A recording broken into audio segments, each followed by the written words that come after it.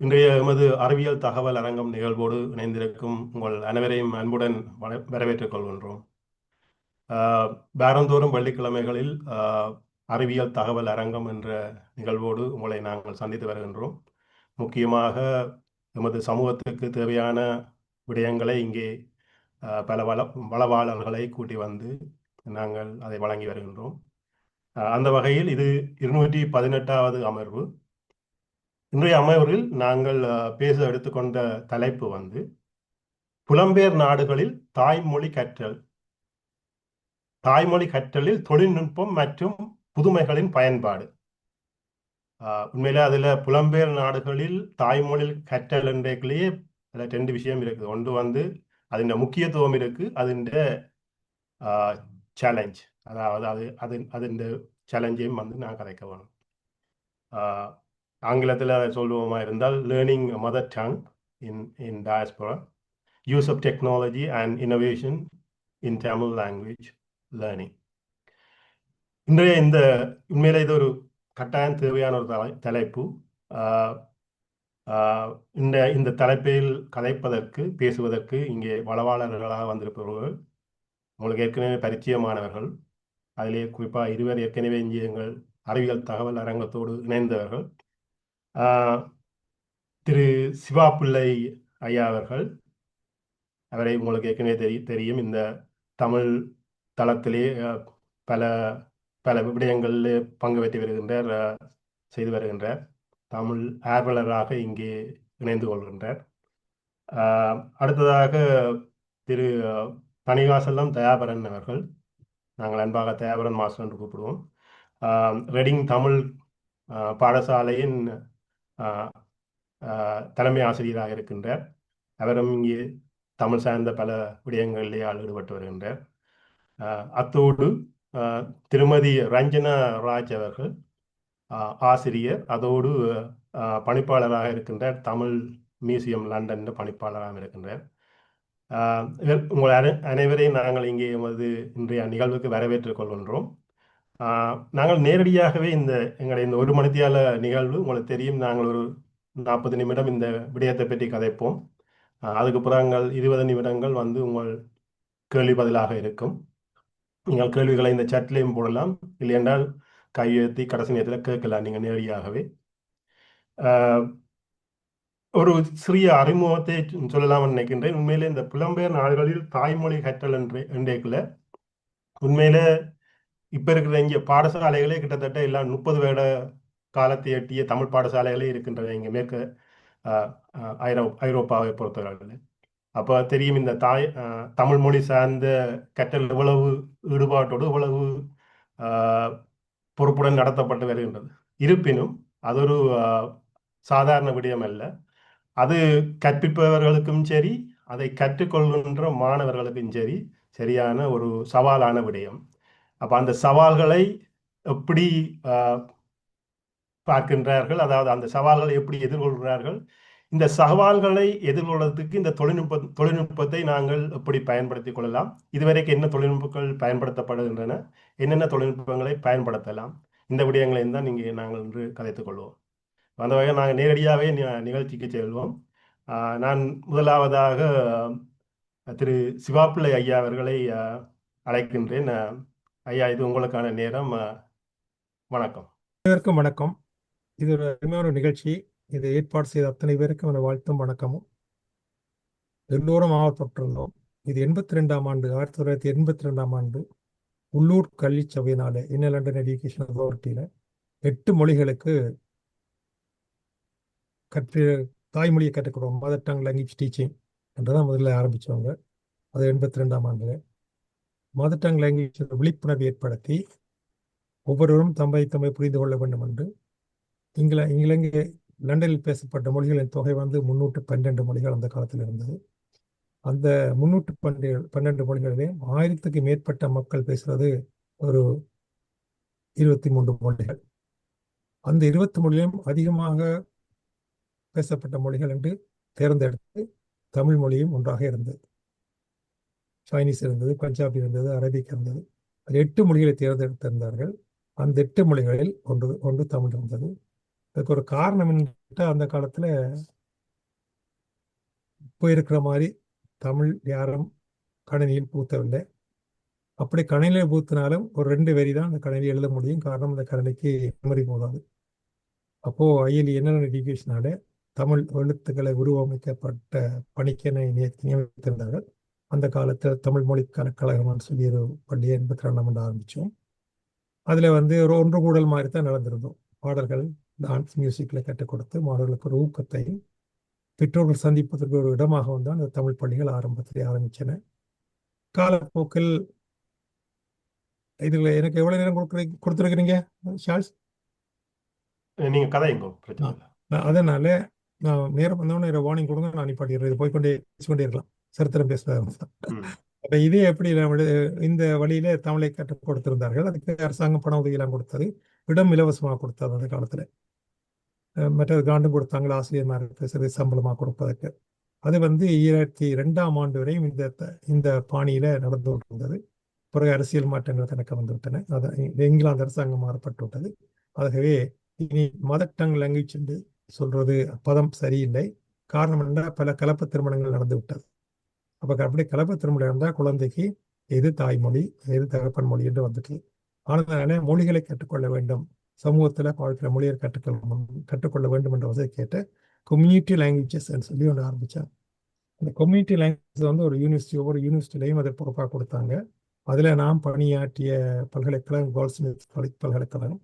அந்த பல்கலைக்கழகத்தில் Arabic, Punjabi, Chinese, Urdu இந்த 4 மொழியும் தான் முதல் தேர்ந்தெடுத்தார்கள். நான் கணினித்துறையில் இருந்ததுனாலே இந்த மொழிகளை எப்படி கணினியை பார்த்து கற்றுக் கொடுக்கலாம் என்ற ஒரு பணியில் நான் நியமிக்கப்பட்டிருந்தேன். அப்போது எனக்கு இந்த மொழியுமே தெரியாது, தமிழை தவிர. அப்போது அவர்களை கேட்டால் நான் தமிழ் கொண்டு இதுக்குள்ள பூத்தா கற்றுக் கொடுக்க சுலபமாக இருக்கும், நான் அந்த தமிழை உதாரணமாக காட்டிக் கொடுக்கலாம் என்று கேட்ட பொழுது, அந்த காலத்தில் மெயின் ஸ்ட்ரீம் ஸ்கூலில் தமிழ் கற்றுக் கொடுப்பது இல்லை. இல்லை, மாணவர்கள் கேட்காம, ஆசிரியர் பெற்றோர்கள் நம்ம ஊக்கப்படுத்தவில்லை. இப்போ மெயின் ஸ்ட்ரீம் ஸ்கூலில் பள்ளி கற்றுக் கொடுத்த மொழிகள் வந்து 4 அரபிக், பஞ்சாபி, உருது, சைனீஸ். இந்த 4 மெயின் ஸ்ட்ரீமில் இருந்ததுனால அது சுலபமாக எடுத்தாங்க. அதே சமயத்தில் எங்களோட ஊரில் குரோப்பாக்கு அந்த பக்கத்தில் டவுன்ட்ரின்ற ஒரு பள்ளிக்கூடம் இருந்தது. அந்த பள்ளிக்கூட அதிபர் வந்து எனக்கு மிகவும் பழக்கமானவர் இருந்தார். அந்த பள்ளியில் ஐரோப்பாவிலிருந்து வந்த குழந்தைகள் பல பேர், அந்த ஏரியாவில் ஐரோப்பாவிலிருந்து பல பேர் குடியிருந்தார்கள். ஒரு வகுப்பில் மாத்திரம் 60 தமிழ் குழந்தைகள் படிச்சிருந்தேன் ஆரம்ப பள்ளியில். அப்போ அதை உதாரணமாக வச்சு நான் காட்டி இங்கே இருக்கணும், இதுக்கு தேவைன்னு சொல்லி போட்டு கடைசியாக தமிழையும் அதில் சேர்த்து 5 மொழிகளுக்கு ஒரு பாடத்திட்டம் அமைக்கிறதுக்கு நஃபீல் ப்ராஜெக்ட் சொல்லி ஒரு ஃபண்ட் கொடுத்து கேம்பிரிட்ஜ் யூனிவர்சிட்டியோட இணைந்து ஒரு தமிழ் மொழி பாடத்திட்டத்தை வரவேற்றோம். அந்த தமிழ்நாடு மொழி பாடத்திட்டத்தை வைக்கிறதுக்கு 27 நாடுகள் யூரோப்பியன் லாங்குவேஜ் காமன் ஃப்ரேம்வொர்க்னு சொல்லி எல்லா மொழிகளையும் ஒரே வழிமுறையில் கற்றுக் கொடுக்க வேண்டும், அதே நேரத்தில் கலாச்சார முரண்பாடு இல்லாமல் கற்றுக் கொடுக்க வேண்டும் பணியை கொடுத்திருந்தார்கள். அந்த கைட்லைன்ஸ் அவர்களே போட்டு கொடுத்திருந்தார்கள். அதுக்கேற்ற மாதிரி சில பாடத்திட்டங்களை நான் வகுத்திருந்தேன், சில அறிஞர்களோடு சேர்ந்து. ஆனால் அதில் நான் நாட்டிலேயும் போய் இதை பற்றி பேசியிருந்தேன், வடக்கு கிழக்கு மாகாணங்களில். அந்த நேரத்தில் மிக உச்சக்கட்டம் இருந்ததால் இந்த பாடத்திட்டத்தை ஏற்கிறதுக்கு அவர் தயாராக இருக்கவில்லை. நமக்கென்ற வழி அந்த வழிதான் சரியான வழி என்று இருந்தனால அதிக வாய்ப்புகள், அதிக ஆதரவுகள் எனக்கு கிடைக்கவில்லை. இருந்தாலும் அரசாங்கத்தின் உதவி இருந்தனால அந்த பாடத்திட்டத்தை உருவாக்கி கேம்பிரிட்ஜ் பல்கலைக்கழகத்திலே அசெட் லாங்குவேஜஸ் மதிப்பீட்டு மொழிகள் சொல்லி அந்த இதுக்கு பொறுப்பாக வைத்து அவர்களே அந்த பாடத்திட்டத்தை எழுதி அதுக்கேற்ற பரீட்சையில் வைத்து அங்கீகாரம் பெற்ற ஒரு யூகேஸ் பாயிண்ட்ஸும் கொடுத்திருந்தார். இது 2014ஆம் ஆண்டு வரையும் போய்கொண்டிருந்தது. நஃபீல் ப்ராஜெக்டுடைய ஃபண்ட் நிறுத்தப்பட்ட உடனே, அந்த பணவுதவி நிறுத்தப்பட்ட உடனே அந்த ப்ராஜெக்ட்ஸ்லையும் பணம் வராதனால கேம்பிரிட்ஜ் யூனிவர்சிட்டி அந்த பாடத்திட்டத்தை, அந்த பரீட்சை சபையை நிறுத்திவிட்டது. அது ஒரு பெரிய ஒரு தாக்கம். 2 காரணம். நாங்கள் எல்லோரும் பிரிஞ்சு இருந்தோம். அதனால அவர்களுக்குரிய மக்கள் தொகை வந்து ரொம்ப கம்மியாக 4000 5000 பேர் தான் இருந்தாங்க பரீட்சை எழுதுறாக்கள். அதனால அதுக்கு பணம் அதிகம் சம்பாதித்து வர்றதுனால அவர்கள் அந்த பரீட்சையை நிறுத்தி விட்டார்கள். ஆனால் அந்த பாடத்திட்டத்தை எழுதிய நான் அப்படியே கொண்டு நடத்த வேண்டும் என்று சொல்லி தன்னார்வம் கொண்ட அவர்களோடு சேர்ந்து பிரிட்டிஷ் தமிழ் எக்ஸாமினேஷன் போர்டு சொல்லி ஒன்று ஆரம்பித்து அந்த பாடத்திட்டத்துக்கு அமைய அதே மாதிரியான பரீட்சை இன்றும் நடத்தி கொண்டு வருகிறோம். 4000 5000 குழந்தைகள் இந்த பரீட்சை எடுக்கிறார்கள். ஆனால் குத்து மதிப்பில் பார்த்தா ஒரு 16000 குழந்தைகள் இங்கே பலவிதமான பரீட்சைகள் இருக்கிறார்கள். இப்போ இன்டர்நேஷனல் எக்ஸாம் போர்டு உலகளாவிய தமிழ் பள்ளி என்று ஒன்று நான் நடத்துகிறேன். அடுத்தது கலிஃபோர்னியாவிலிருந்து ஒரு கல்வி சபை இருக்கிறது. காரணம் என்னென்னா எங்களுக்கு நாமாவே செய்யறத வெளி அரசாங்க உதவிகள் எதுவுமே இல்லை. இப்போ நீங்கள் கலிஃபோர்னியன் அகாடமி எடுத்து பார்த்தீங்களான்னா கலிஃபோர்னியா பல்கலைக்கழகத்தில் போய் சேர்றதுக்கு அந்த பல்கலைக்கழகம் பள்ளி ஸ்கூல் ஃபீஸில் போய் 2,000 குறைக்கிறாங்க. அதனால எல்லா மாணவர்களும் ஆர்வமாக அந்த பல்கலைக்கழகத்து அங்கீகாரத்துக்கு போகிறதுக்கு பணம் குறைமன்றதுக்காக அந்த மாகாணத்தில் மாத்திரம் அந்த தமிழை அவர்கள் ஏழு வரையும் படிக்கிறாங்க. ஏழோ யூனிவர்சிட்டி போகும்போதே படிக்கிறதால அங்கே பலர் தமிழை கற்றுக் கொடுக்குறார்கள். அதனால ஒரு ஊக்கத்தை மாதிரி கொடுக்குறார்கள். அப்படியான ஒரு சிஸ்டம் எங்கள்கிட்ட இல்லாததுனால அந்த ஊக்கமாக மாணவர்கள் படிக்கிற தொகை குறைவு. எல்லா பள்ளிக்கூடத்திலையும் அப் டு 5ஆம் வகுப்பு 11 வயசு வரும் வரையும் நிறைய குழந்தைகள் வந்து தமிழை படித்து வருவார்கள். அந்த 11 வயசுக்கு பிறகு ஒன்றாக குறைந்து கடைசியாக மெயின் ஸ்ட்ரீம் பாடங்கள் படிக்க ஒன்று குறைந்து கடைசியாக இப்போ Cambridge reading and writing examination எழுதுகிற தொகையை பார்த்தீங்கன்னா 80,000 100 வரும் சில இடங்கள்ல. இந்த லண்டனில் மாத்திரம் உலகளா ரீதியிலே 600 குழந்தைகள் இருக்கிறாங்க. 600 குழந்தைகள் அந்த கேம்பிரிட்ஜ் எடெக்ஸல் எக்ஸாம் எடுக்கிறாங்க. ஆனால் இங்கிலாந்தில் மாத்திரம் இங்கிலாந்தில் எடுக்கிற தொகையை பார்த்தீங்கன்னா 80,000 100 மட்டும்தான் வருகிறது. அது தனியாக எழுத்து பரீட்சை எழுத்தும் வாசிக்கும் ரீடிங் அண்ட் ரைட்டிங் மாத்திரம் ஆனதுனால இங்கே இந்த நாட்டு தமிழ் மொழி அங்கீகாரம் அதுக்கு கிடையாது.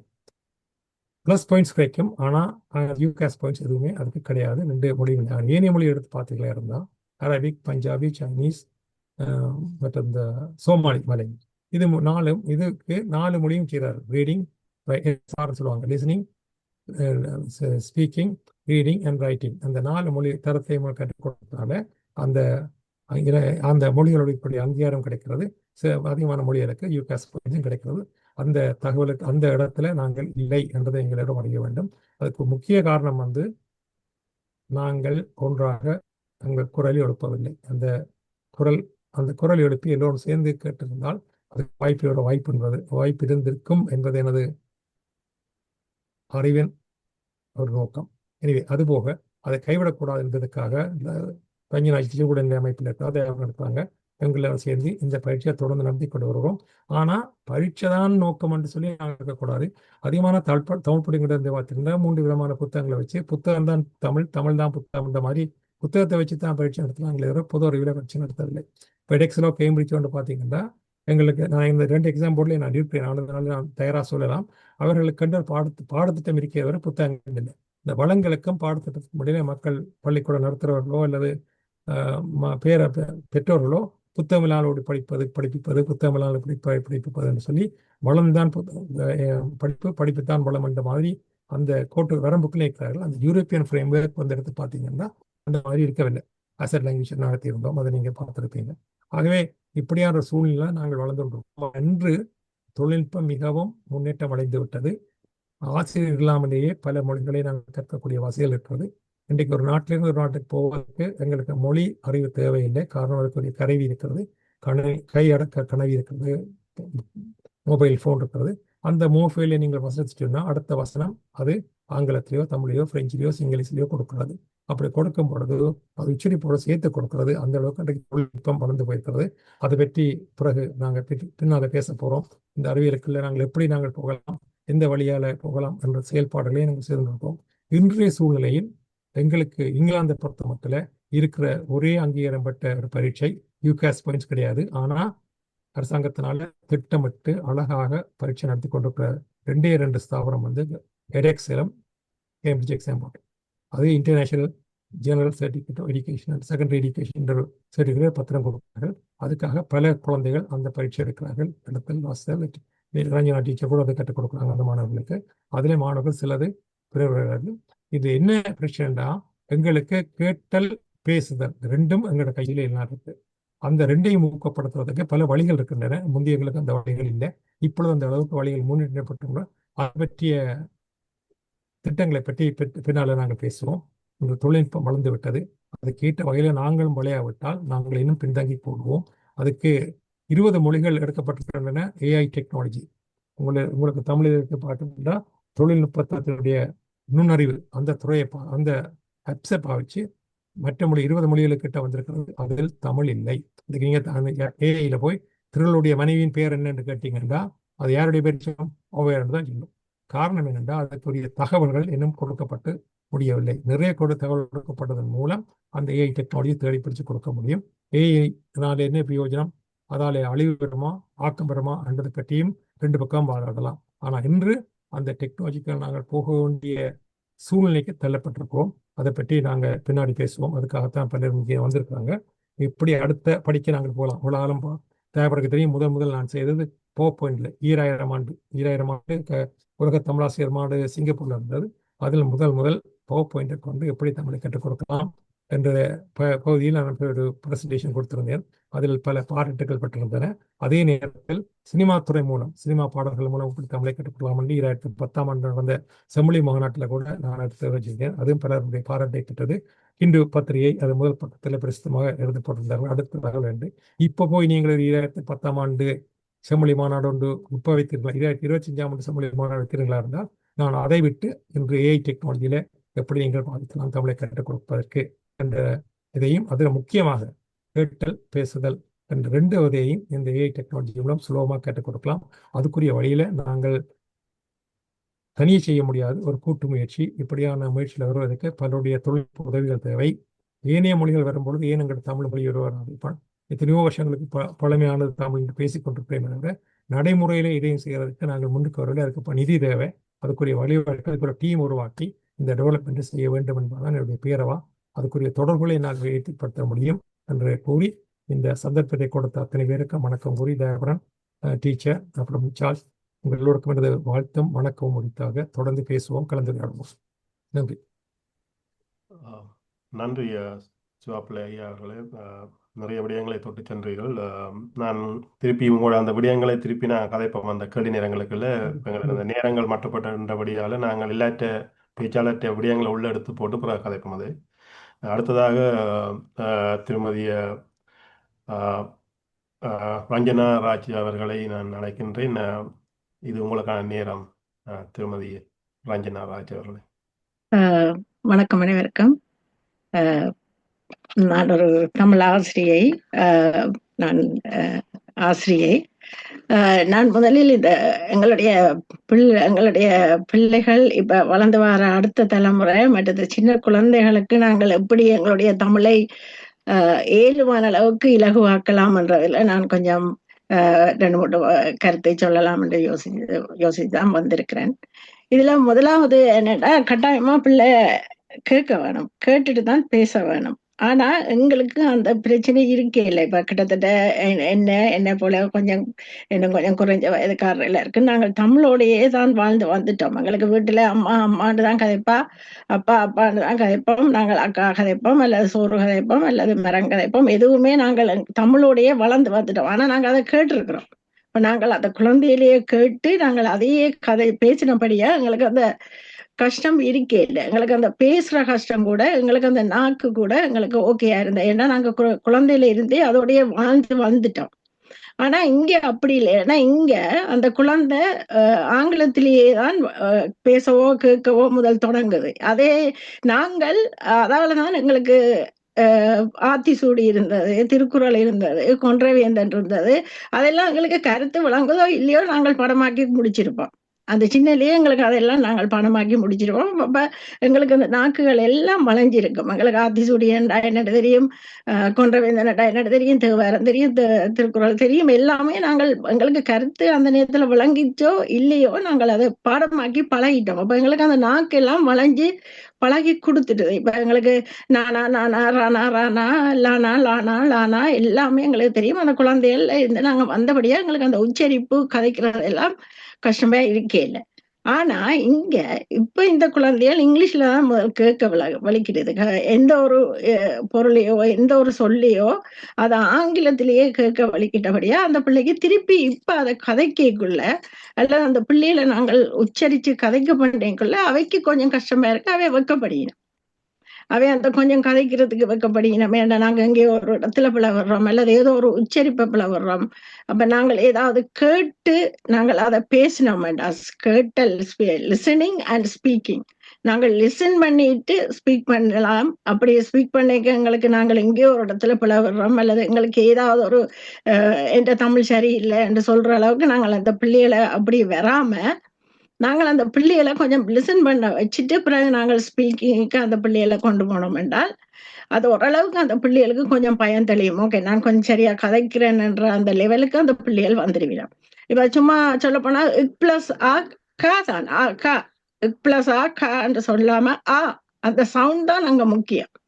இக் பிளஸ் ஆ கா பிளஸ் ஆன்ற சவுண்ட் தான் நாங்க. அப்ப எங்களுக்கு அந்த ஒலி தான் நாங்க முக்கியம். அப்ப அந்த பிள்ளைய கேட்டுட்டு அந்த பிள்ளைய நாங்கள் கதைக்க பண்ணி அப்ப அந்த பிள்ளைக்கு நாங்கள் ஒரு இடத்துல எங்கேயோ இடத்துல உனக்கு என்ற சவுண்ட் வருது, எந்துக்கு பக்கத்துல அந்த சவுண்ட் வருதுன்றதை நாங்க ஒலியை சொல்லி கொடுத்தோம் என்றால் அந்த பிள்ளை ஒலியே ஓரளவுக்கு கேட்டுச்சு என்றால் அதை கதைக்கிறதுக்கு பிள்ளை பேசுதலுக்கு பயப்படாது, வெக்கமும் படாது. அப்ப அந்த பிள்ளைக்கு தெளிவு இருக்கும். எந்த இடத்துல இப்ப நாய் என்று சொன்னா நா பிளஸ் நா என்று வரைக்கலாம் அந்த பிள்ளைக்கு தெரியும். அது எப்படி அதை நாங்கள் சின்னல இருந்தே கொடுத்து கொண்டு வந்தோம்னா அந்த பிள்ளை அந்த இடத்துல தெளிவா இருக்கும். அந்த பிள்ளைக்கு அந்த நாக்கு விளையிறது இங்கத்தை அந்த பேசுதல்ன்றதுதான் சரியான கஷ்டமா இருக்குன்னு நான் நினைக்கிறேன்.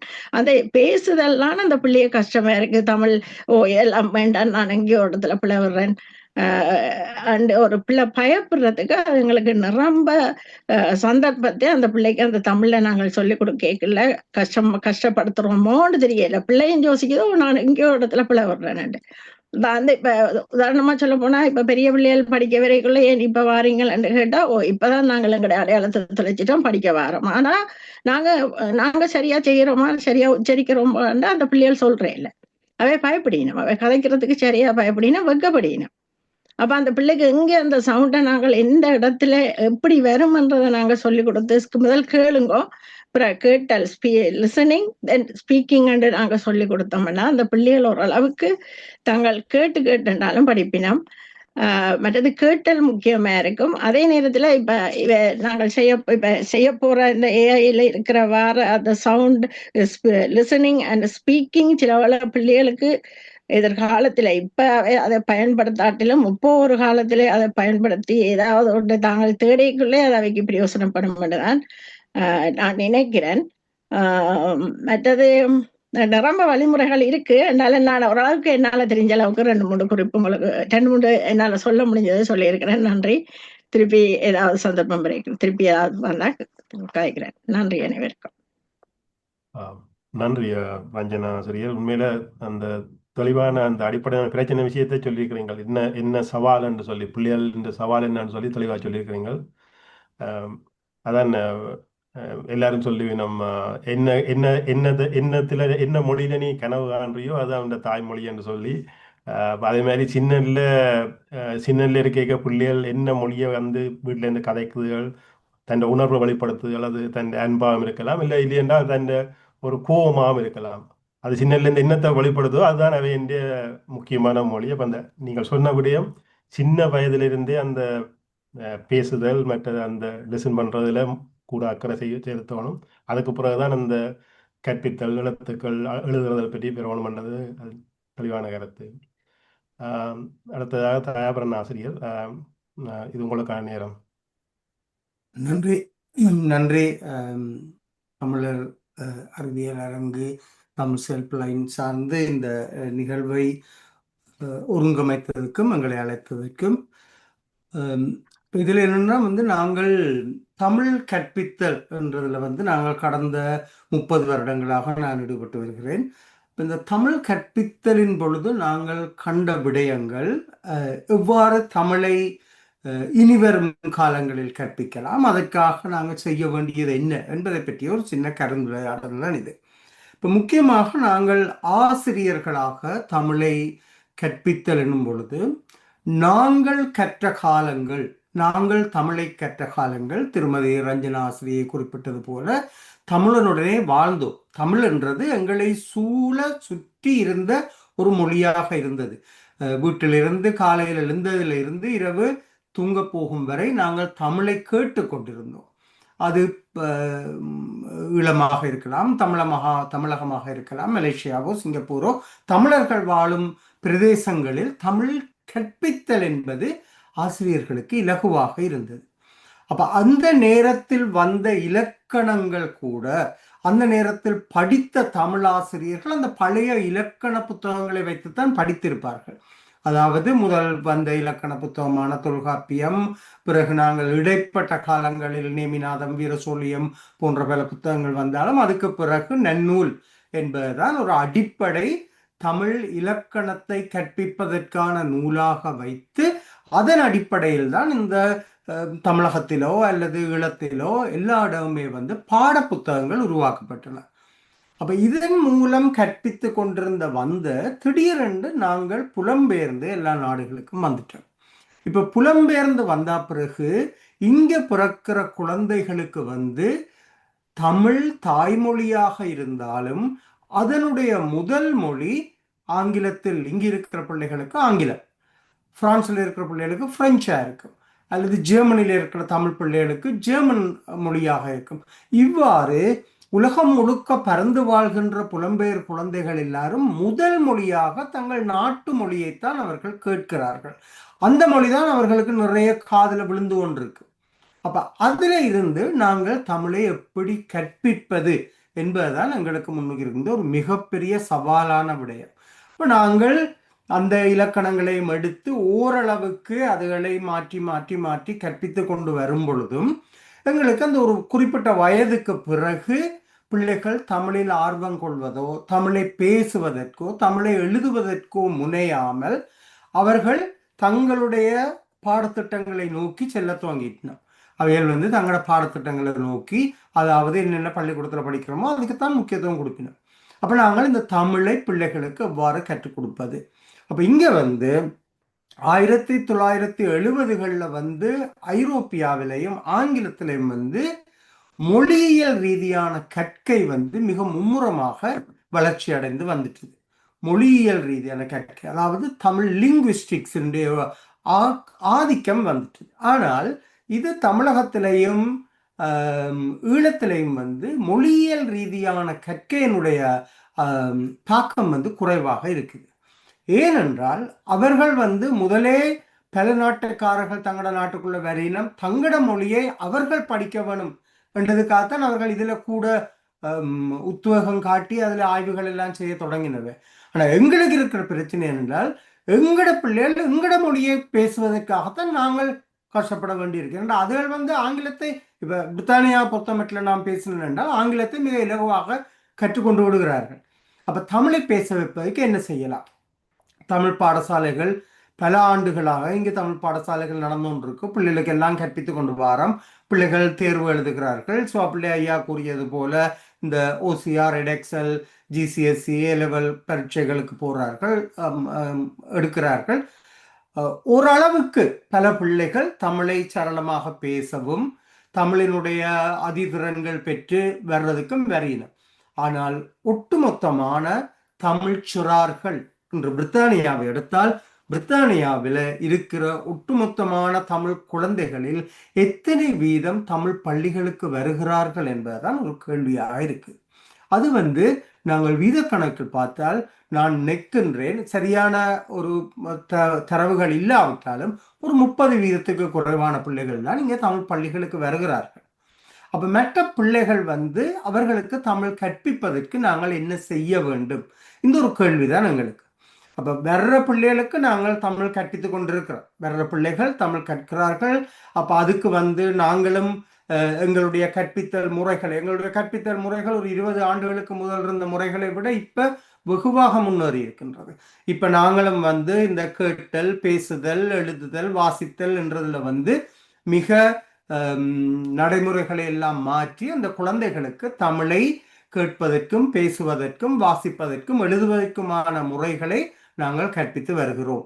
இருந்தாலும் இந்த நாங்கள் தமிழ் பள்ளிகளுக்கே வராமல் இருக்கிற குழந்தைகளையும் கொண்டு வருவதற்காக என்ன செய்யலாம்? இதுதான் எங்களுக்கு முன்னுக்கு இருக்கிற ஒரு மிகவும் சவாலான ஒரு கேள்வி. அப்ப அதுக்காக தற்பொழுது இந்த மொழியியல் ரீதியாக பிள்ளைகளை கற்பிப்பதற்கு நாங்கள் என்ன செய்யலாம்? இப்ப நாங்கள் வந்து ஆங்கில மொழியை கற்கிற பிள்ளைகளை பார்த்தோம் என்றால் அவர்கள் எழுத்துக்களை கற்பதை விட அந்த சிலபிள்ஸ் என்று சொல்கிறார்கள். அப்ப ஆங்கிலத்துல சொன்னால் அவர்கள் வந்து சின்ன பிள்ளையில நீங்க நர்சரி, மொண்டசரி இதற்கு போனீங்க என்றால் ஃபோனீம்ஸ் 44 ஃபோனீம்ஸ் தான் கற்றுக் கொடுக்கிறார்கள். அதுலதான் கூட மினக்கடினம். ஏனென்றால் அந்த உச்சரிப்பை, அந்த பலுக்குதலை சரியான முறையில் அந்த பிள்ளைகள் பெற வேண்டும் என்பதற்காக அதுல இருந்துதான் அதை கொண்டு போயிடும். இதைத்தான் நாங்கள் கொஞ்சம் செய்ய குறைந்து விட்டது. அப்ப அதால எங்கிட்ட பிள்ளைகளுக்கு தமிழ் எழுத்துகளினுடைய சரியான உச்சரிப்பு பிள்ளைகளுக்கு வருது இல்லை. இப்போ உதாரணத்தை சொல்ல போனால் நாங்கள் நெடுக சொல்றது இப்ப காஃபி, ஆங்கிலத்திலே அந்த ஓ என்றது தமிழ் ஓவும் ஆவும் அல்ல, அது ஒரு வகையில் சாய்வான ஒரு ஆ, காஃபி. இதை நாங்கள் தமிழர்கள், அதாவது இப்ப ஈழத்து தமிழர்கள் எடுத்தால் நாங்கள் கோப்பி என்று சொல்லுவோம். என்ன செய்வோம், அதை நல்லா மேல கொண்டு போய் கோ என்று சொல்லுவோம். தமிழகத்து தமிழர்கள் அதை நல்லா கிடையாக கொண்டு காப்பி. அப்ப ஏனென்றால் அந்த கோ என்ற அந்த ஓ என்ற ஒலியன் தமிழில் இல்லை. அப்ப தமிழ்ல இல்லை என்றதால நாங்கள் எங்களுக்கு வசதியான, எங்கள்கிட்ட ஆவும் இருக்கு ஓவும் இருக்கு. அப்ப அதுக்கு தகுந்த மாதிரி அந்த ஒலிகளை மாற்றுகிறோம். அப்ப இது இங்க பிறந்த பிள்ளைகளுக்கு, இங்க ஆங்கிலத்தை முதல் மொழியாக கொண்டு பேசுகின்ற பிள்ளைக்கு அந்த ஒலி சரியா வந்துடும். அப்ப அதுக்கு எங்களுடைய தமிழ் ஒலியன்கள் கொடுக்கும் பொழுது அது கஷ்டப்படுது. அப்ப லி தமிழ் தமிழ் என்று சொல்லு, அந்த பிள்ளை சொல்லிக்க தமிழ் என்றால் எங்கள்கிட்ட இருக்கிற லகரம், சிறப்பு லகரம், பொது லகரம், நுனிலகரம் என்பது அந்த பிள்ளைக்கு தெரியாது. அப்ப இதை நாங்கள் எவ்வாறு பிள்ளைக்கு உச்சரித்து பழக்குவது, இதுதான் எங்கள்கிட்ட இருக்கிற சவால். அப்ப இதுக்காக நாங்கள் இப்போ ஒரு முயற்சி ஒன்று எடுக்கிறோம். என்னென்னால் இந்த செயலிகள், இப்ப உங்களுக்கு தெரியும் ஏஐ ஒவ்வொரு நாளும் நீங்க பார்த்தீங்க என்றால் புதிதாக ஆர்டிபிஷியல் இன்டெலிஜென்ஸினுடைய தாக்கம் இந்த உலகத்தை கவர்ந்து கொண்டு வருது. அது பல இடங்கள்ல பயன்படுத்துகிறார்கள். அப்ப இதை பயன்படுத்தி இப்ப நீங்கள் வேற்று மொழிகள், ஐரோப்பிய மொழிகள் கற்பதற்காக தனி ஒருவர் தான் கற்க வேணும் என்றால் இன்றைக்கு நீங்க பார்த்தீங்கன்னா ரோசட்டா ஸ்டோன் அல்லது டுவோலிங்கோ என்று சொல்லி ஆப்புகள் இருக்குது, செயலிகள் இருக்குது. அதுல போனா நீங்க ஐரோப்பிய மொழிகளை தனியா ஒரு ஆளை ஒரு சின்ன ஃபீயை பே பண்ணி போட்டு அவர்கள் கற்றுக்கொண்டிருப்பார்கள். அப்ப தமிழுக்கு அவ்வாறான ஒரு செயலி இவர்கள் என்றால் பாடசாலைகளில் கற்காத, கற்க முயலாத டீனேஜர்ஸும் அதுக்கு மேலே உள்ள, அதாவது இளம் பிராயத்து மாணவர்களும். இப்ப நாங்கள் சில வேளை பல்கலைக்கழகங்கள்ல யூனிவர்சிட்டிஸ்ல படிச்சு கொண்டிருக்கிற பிள்ளைகளுக்கு அதுகள் சில வேளை கேட்குங்கள், எங்களுக்கு தமிழ் கதைக்கு ஆசையா இருக்கு, அல்லது சில வேற்று மொழியை திருமணம் செய்த, அல்ல ஒரு தமிழ் யுவதியை திருமணம் செய்த ஒரு வேற்றுமொழி ஆணோ, அல்லது தமிழ் ஆண் வேற்றுமொழி பெண்ணை திருமணம் செய்திருந்தால் அவர்கள் தாங்கள் தமிழ் கற்க வேணும் என்றதுக்காக தமிழ் கற்க வரையினோம். அப்ப அவர்களுக்கு நாங்கள் இவ்வாறு தமிழை சொல்லி கொடுக்கிறது. அப்ப இந்த சேலஞ்ச் நாங்கள் இப்ப என்னென்றால் பிள்ளைகளுக்கு, கற்க வரும் பிள்ளைகளுக்கு முதல் தமிழ் ஒலிகளை கேட்டு அவர்கள் அதை சொல்ல வேணும். அப்ப இந்த செயலி என்று நாங்கள் யோசிக்கிறது என்னென்றால் இந்த மாதிரி. இப்ப இதுக்கு தமிழில் நீண்ட ஆய்வுகள் இருக்கு. இப்ப நீங்க 1950கள் 70கள்ல இருந்து பார்த்தால் ராதாகிருஷ்ணன், தெய்வசுந்தரம் என்ற பலர் இந்த மொழியியல் ஆய்வில் ஈடுபட்டு வந்தார்கள். ஆனா அவர்களால் மிக பெருமளவில் கற்றுக் கொடுக்க முடியவில்லை. ஏனென்றால் அவர்கள் தியரி அளவில் தான் இப்படி கற்பிக்க வேண்டும் என்ற அளவில் நின்றார்களே ஒழிய கற்றுக் கொடுப்பதற்கு அவர்களுக்கு சரியான ஆதரவு கிடைக்கவில்லை. ஏனென்றால் அவர்களுக்கு அதற்கான ஆசிரியர்கள் வேண்டும், அதை பயிற்றுவிக்க வேண்டும், அவர்கள் கற்றுக் கொடுக்க வேண்டும். ஆனால் இப்ப காலம் மாறிக்கொண்டு வருது. இப்ப எங்களுக்கு இந்த ஏஐ என்றது துணை வருவதால் நாங்கள் இந்த செயலிகளை உருவாக்கி எப்படி பிள்ளைகளை திருத்தலாம். அப்ப நாங்கள் என்ன செய்யறோம் என்றால், ஒரு தமிழை ஒரு பிள்ளை பேசிக்கு அது கேட்க வேணும் முதல். இப்ப அதான் நான் சொன்ன இந்த 4 திறன்கள் இருக்கு. இதுல இந்த 4 திறன்களையும் 2 ஜோடியாக பிரிக்கலாம். அது என்னன்னு சொன்னால், அது இன்டர்லோக்கிங் மெக்கானிசத்துல தான் வரப்போகுது. ஏனென்றால் லிசனிங் தென் ஸ்பீக், லிசன் ஸ்பீக், இது ரெண்டும் ஒரு ஜோடியாக இருக்கு. Listen and speak.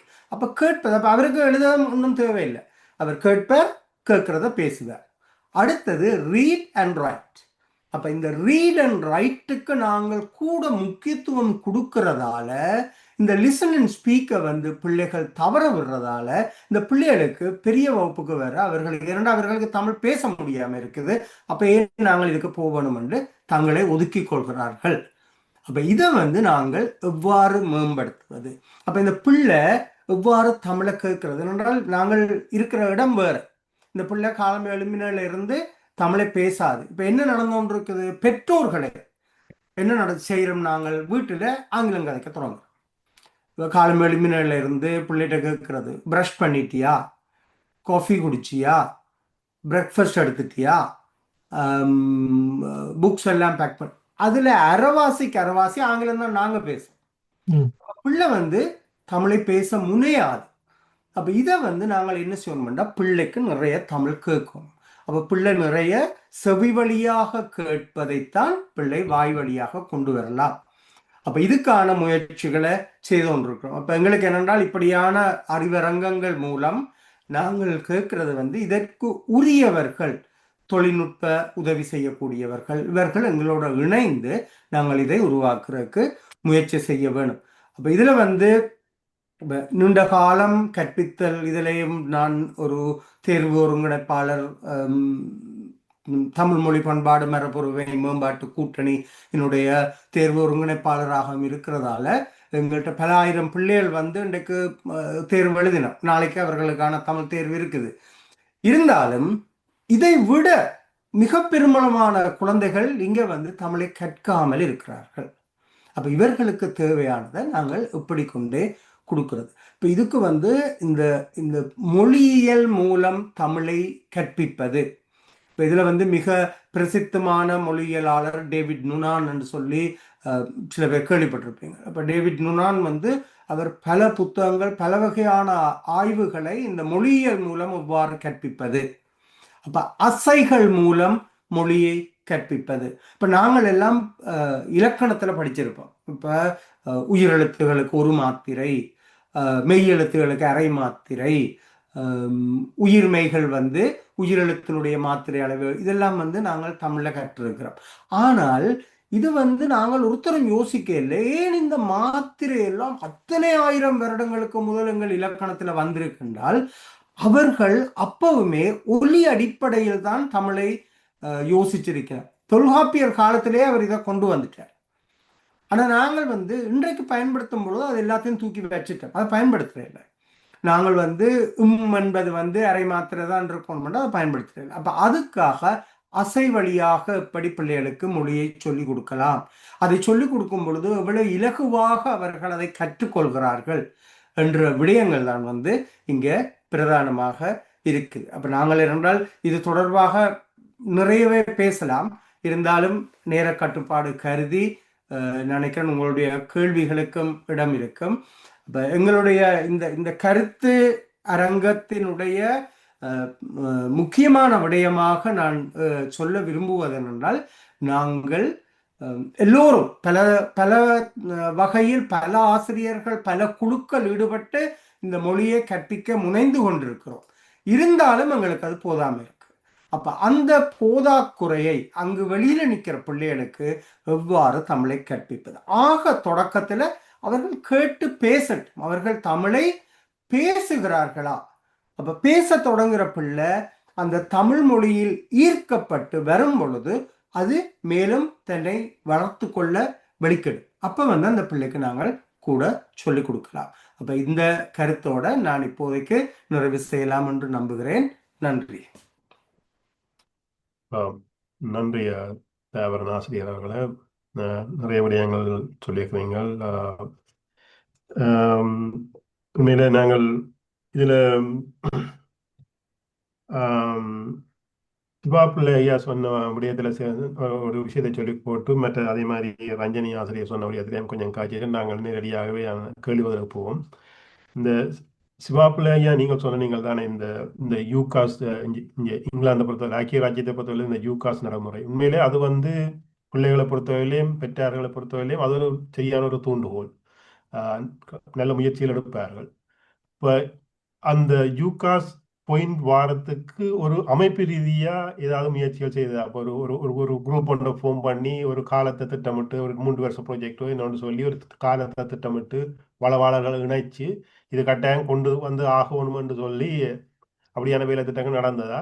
அப்படி நடக்கல என்று சொன்னால் அதை ஏன் செய்யல? அது இனிமேல் சிவாப்பிள்ளை ஐயா அட்மிட் பண்ணுங்க சிவாப்பிள்ளை ஐயா.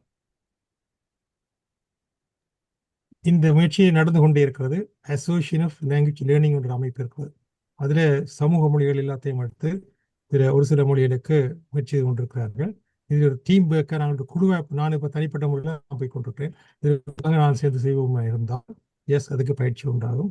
இந்த தேவரர்கள் சொன்ன மாதிரியும் டீச்சர் சொன்ன மாதிரியும் பார்த்தீங்கன்னா கேள்வி செல்வம் நிறைய வேண்டும். குழந்தைகளை எடுத்து பார்த்தீங்கன்னா பிறந்து 3 மாதம் ஒரு சத்தமும் போடாது. எல்லாம் நிறைய கேட்டுக்கொண்டே இருக்கும். அதுக்கு பிறகுதான் முதல்வார் சொல்லு அம்மா என்ன சொல்லி கொடுக்குறாவோ அதை சொல்லும் அப்பா அம்மா. அதே நேரத்தில் இங்கே உலக ஐரோப்பிய ரீதியாக பார்க்கும்பொழுது ஐரோப்பாவில் பிறந்து வளர்ந்த குழந்தைகள் அத்தனை பேரும் திறமாக தமிழ் பேசுகிறார்கள் கம்பேர்ட் டு லண்டன் குழந்தைகளை பார்க்கும்பொழுது. காரணம் என்ன? அவன் வெளிநாட்டில் அவனுக்கு 4-5 மொழிகள் தெரியும். ஜெர்மன் தெரியும், பிரெஞ்சு தெரியும், அருகிற நாட்டில் இருக்க மொழிகள் தெரியும். ஆனால் தமிழ் வந்து வீட்டில் தமிழ் பற்றி அவன் வெளியில வீட்டுக்கு வெளியில தமிழ் என்று சொல்லி தெரியாது. ஆனால் வீட்டில் அப்பா அம்மா தமிழ் பேசுறதுனால தாய் தகப்பனுக்கு மற்றும் ஐரோப்பிய மொழி தெரியாது. வீட்டில் அவன் தமிழ் மொழிகள் நிறைய பேசுறதுனால எல்லாத்திலையும் பேசுறதுனால அவன் சுத்தமாக தமிழ் பேசுகிறான். அந்த குறைபாடு எங்கள் நாட்டில் எங்களோட தமிழ் சமூகத்தில் இங்கிலாந்தில் இருக்கிறது. நாங்கள் வீட்டில் தமிழ் பேசுறதுனாலையும் 300 வருஷம் ஆங்கிலேயர் எங்களை ஆண்டு கொண்டதுனாலையும் எங்களுக்குள்ளே ஒரு உணர்வு இருக்கிறது. ஆங்கிலம் தான் சிறந்த மொழி என்ற உணர்வு இருக்கிறது. ஆனால் அந்த குழந்தைகள் நிறைய கேட்க வேண்டும், கேட்க வசதியாக ஒரே மாதிரி கேட்க வேண்டும். அதுக்காகத்தான் அந்த ஏஐ டெக்னாலஜி வந்து பிள்ளைங்க ஒரு பார்ட். இப்போ ஒரு ஆசிரியர் சுத்தமாக தெளிவாக அந்த சொல்லை கற்றுக் கொடுத்தாரோ, ஒரு வசனத்தை கற்றுக் கொடுத்தாரோ, மாணவன் திரும்ப திரும்ப அதே டோன்ல கேட்பான். ஆனால் ஆசிரியர்கிட்ட கேட்கும் பொழுது முதல் ஆசிரியர் வகுப்பு ஆரம்பிக்கையில் இருந்து துணி வேறு, வகுப்பு முடிய நேரம் பேசுகிற துணி வேறு. அந்த துணியுடைய குறைபாடுகளை இந்த ஏஐ டெக்னாலஜி இல்லாமல் பண்ணுறதுக்கு வசதி இருக்கிறது. இல்லைன்னா கேசட்டில் போட்டு நாங்கள் திருப்பி கேட்கலாம். ஏஐ டெக்னாலஜியிலே அந்த வசதிகள் இருக்கிறது. அதே போல் முந்தைய நான் பண்ண ஒரு 2000 ஆண்டு செய்கிறது தமிழ் 2000 ஒரு சிடி. அந்த சிடியில் அந்த திரையில நாங்கள் இந்த மவுஸில் அந்த சொல்லுக்கு மேலே கல்லை வச்சா அந்த சொல்லு திருப்பி வரும். இப்போ திருக்குறளை கூட நாங்கள் பண்ணி கொண்டிருக்கோம். திருக்குறள் கூட தனி ஒவ்வொரு சொற்கள் மூலம் ஒவ்வொரு சொற்களுக்கு மேலே மவுசை வைக்கும் பொழுது ஒரே துணி கடைசி நேரம் வரையும் ஒரே மாதிரி இருக்கும். அப்படியான டெக்னாலஜியில் வந்திருக்கு. அந்த டெக்னாலஜியை சுலபமாக்குறதுக்கு இந்த ஏஐ டெக்னாலஜி மிகவும் உதவியாக இருக்கும் என்பது எதிர்பார்ப்பு. அதுக்கு ஒரு டீம் உருவாக்கி இதில் வல்லுநர்கள் பலர் இருக்காங்க. இந்தியாவில் நிறைய பேர் இருக்காங்க. ஒரு வல்லுநர் குழுவை உருவாக்கி நாங்கள் இதை முயற்சி செய்து இந்த ஏஐ டெக்னாலஜியை இந்த தமிழை கற்றுக் கொடுக்கறது கொண்டு வர வேண்டும். நீங்கள் அடுத்த கேள்வி கேட்டது எப்படி நாங்கள் இதை யூஎஸ் பாயிண்ட்ஸ் கொண்டு போகலாம்டா, எங்களுக்கு அரசாங்க உதவி இல்லை, அரசாங்க இவேண்ட உதவி இல்லை, இது ஹை கமிஷன் உதவிகள் ஒன்றுமில்லை. மற்ற நாடுகள் மற்ற மொழிகளுக்கு வெளிநாட்டு அரசாங்கங்கள் உதவியை செய்கிறது. அவன் ஹை கமிஷன் பணம் நல்லா பம்ப் பண்ணுறாங்க.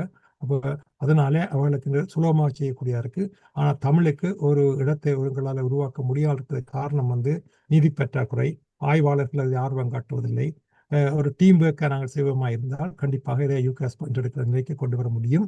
அதுக்குரிய வழிவகைகளையும் அது தொடர்புகளையும் என்னால் உங்களுக்கு ஏற்றுத்தர முடியும் என்ற தகவலை இங்கே நான் பகிர்வதற்கு மகிழ்ச்சி அடைகிறேன். நன்றி சிவாப்பிள்ளை ஐயா. மற்றது என்னொன்றதில் நீங்கள் குறிப்பிட்ட நீங்கள் இந்த ஏஐ மாடல்ஸில் இப்போ இருக்கிற வரைக்கும் ஏஐ மாடல்ஸில் இந்த தமிழ் சம்பந்தமான விடயங்களை கேட்கல பிள்ளையான தகவல்கள் வருதுன்னு சொல்லி, அது முக்கியமாக இந்த வள்ளுவர் அவற்றை மனைவியை பற்றி கேட்டால் அவை என்று சொல்லலான்னு சொல்லி, இப்போ அது என்னை பொறுத்தவரையில் நான் இந்த டெக்னாலஜி சைட்லேருந்து சொல்கிறேன். அது வந்து பெரிய இஷ்யூவாக இருக்காது. என்னென்னு சொன்னால் அது வந்து இப்போ அது வந்து என்ன சொல்கிறது, அந்த மெஷின் லேர்னிங் தானே, அந்த எல்எல்எம் மாடல்னு சொல்கிறது. அப்போ அதை டீச் பண்ணலாம். அது ஒரு கட்டமைப்பு மாதிரி ஒரு கட்டமைப்புகள் இருந்தால், உதாரணத்துக்கு சொல்ல போனால் இந்த இப்போ தமிழ்நாட்டில் இருக்கிற அரசாங்கமோ சரி அல்லது ஏதாவது தமிழ் சார்ந்த அமைப்பு ஒன்று ஒரு கட்டமைப்பாக செய்தால் அதை டீச் பண்ணலாம். அப்போ அது பெரிய இஷ்யூ ஒன்று இல்லை. அதை டீச் பண்ணினா அது லேர்ன் பண்ணிடும். இப்போ என்ன மாதிரி மற்ற ஏஐ தன்னை நுண்ணறிவை வளர்த்து வச்சிருக்கோ அதே மாதிரி நாங்கள் தமிழில் முழுத்தையும் அதை டீச் பண்ணி அது கனகாலம் எடுக்காது. ஒரு 6 மாத ப்ராஜெக்ட் எடுத்து செய்தாலே முழு விஷயம் அதுக்குள்ள நாங்கள் டீச் பண்ணி அந்த மக்கள் உணர்ந்துடலாம். அப்படியான முயற்சியை தான் நாங்கள் முயற்சிக்க வேண்டும். நீங்கள் எடுத்து பார்த்தீங்களா, இந்த கூகுள் டிரான்ஸ்லேஷன் எடுத்து பார்த்தீங்கன்னா அந்த காலத்து கூகுள் டிரான்ஸ்லேஷன் எடுத்து பாருங்க, இப்போ இருக்க கூகுள் டிரான்ஸ்லேஷன் எடுத்து பாருங்க. முந்தி நிறைய கிராமட்டிக்கல் மிஸ்டேக் நிறைய இருக்கு. இப்போ கிராமட்டிக்கல் மிஸ்டேக் இல்லை. இவ்வளவு குறைவு கருத்து மாறு இருந்தாலும் நான் தொடர்ந்து மொழிபெயர்ப்பாளர் இருக்கிறதுனால சொல்றேன். கூகுள் டிரான்ஸ்லேட் அண்டையில் இருக்கிறதுக்கு முந்தைய இருக்கிறதுக்கு முழு வித்தியாசம். காலங்காலம் நிறைய சொற்கள் சேர்த்து சுத்தமாக இலக்கண பிழையின்றி தமிழ் வளர்ந்து கொண்டு வருகிறது.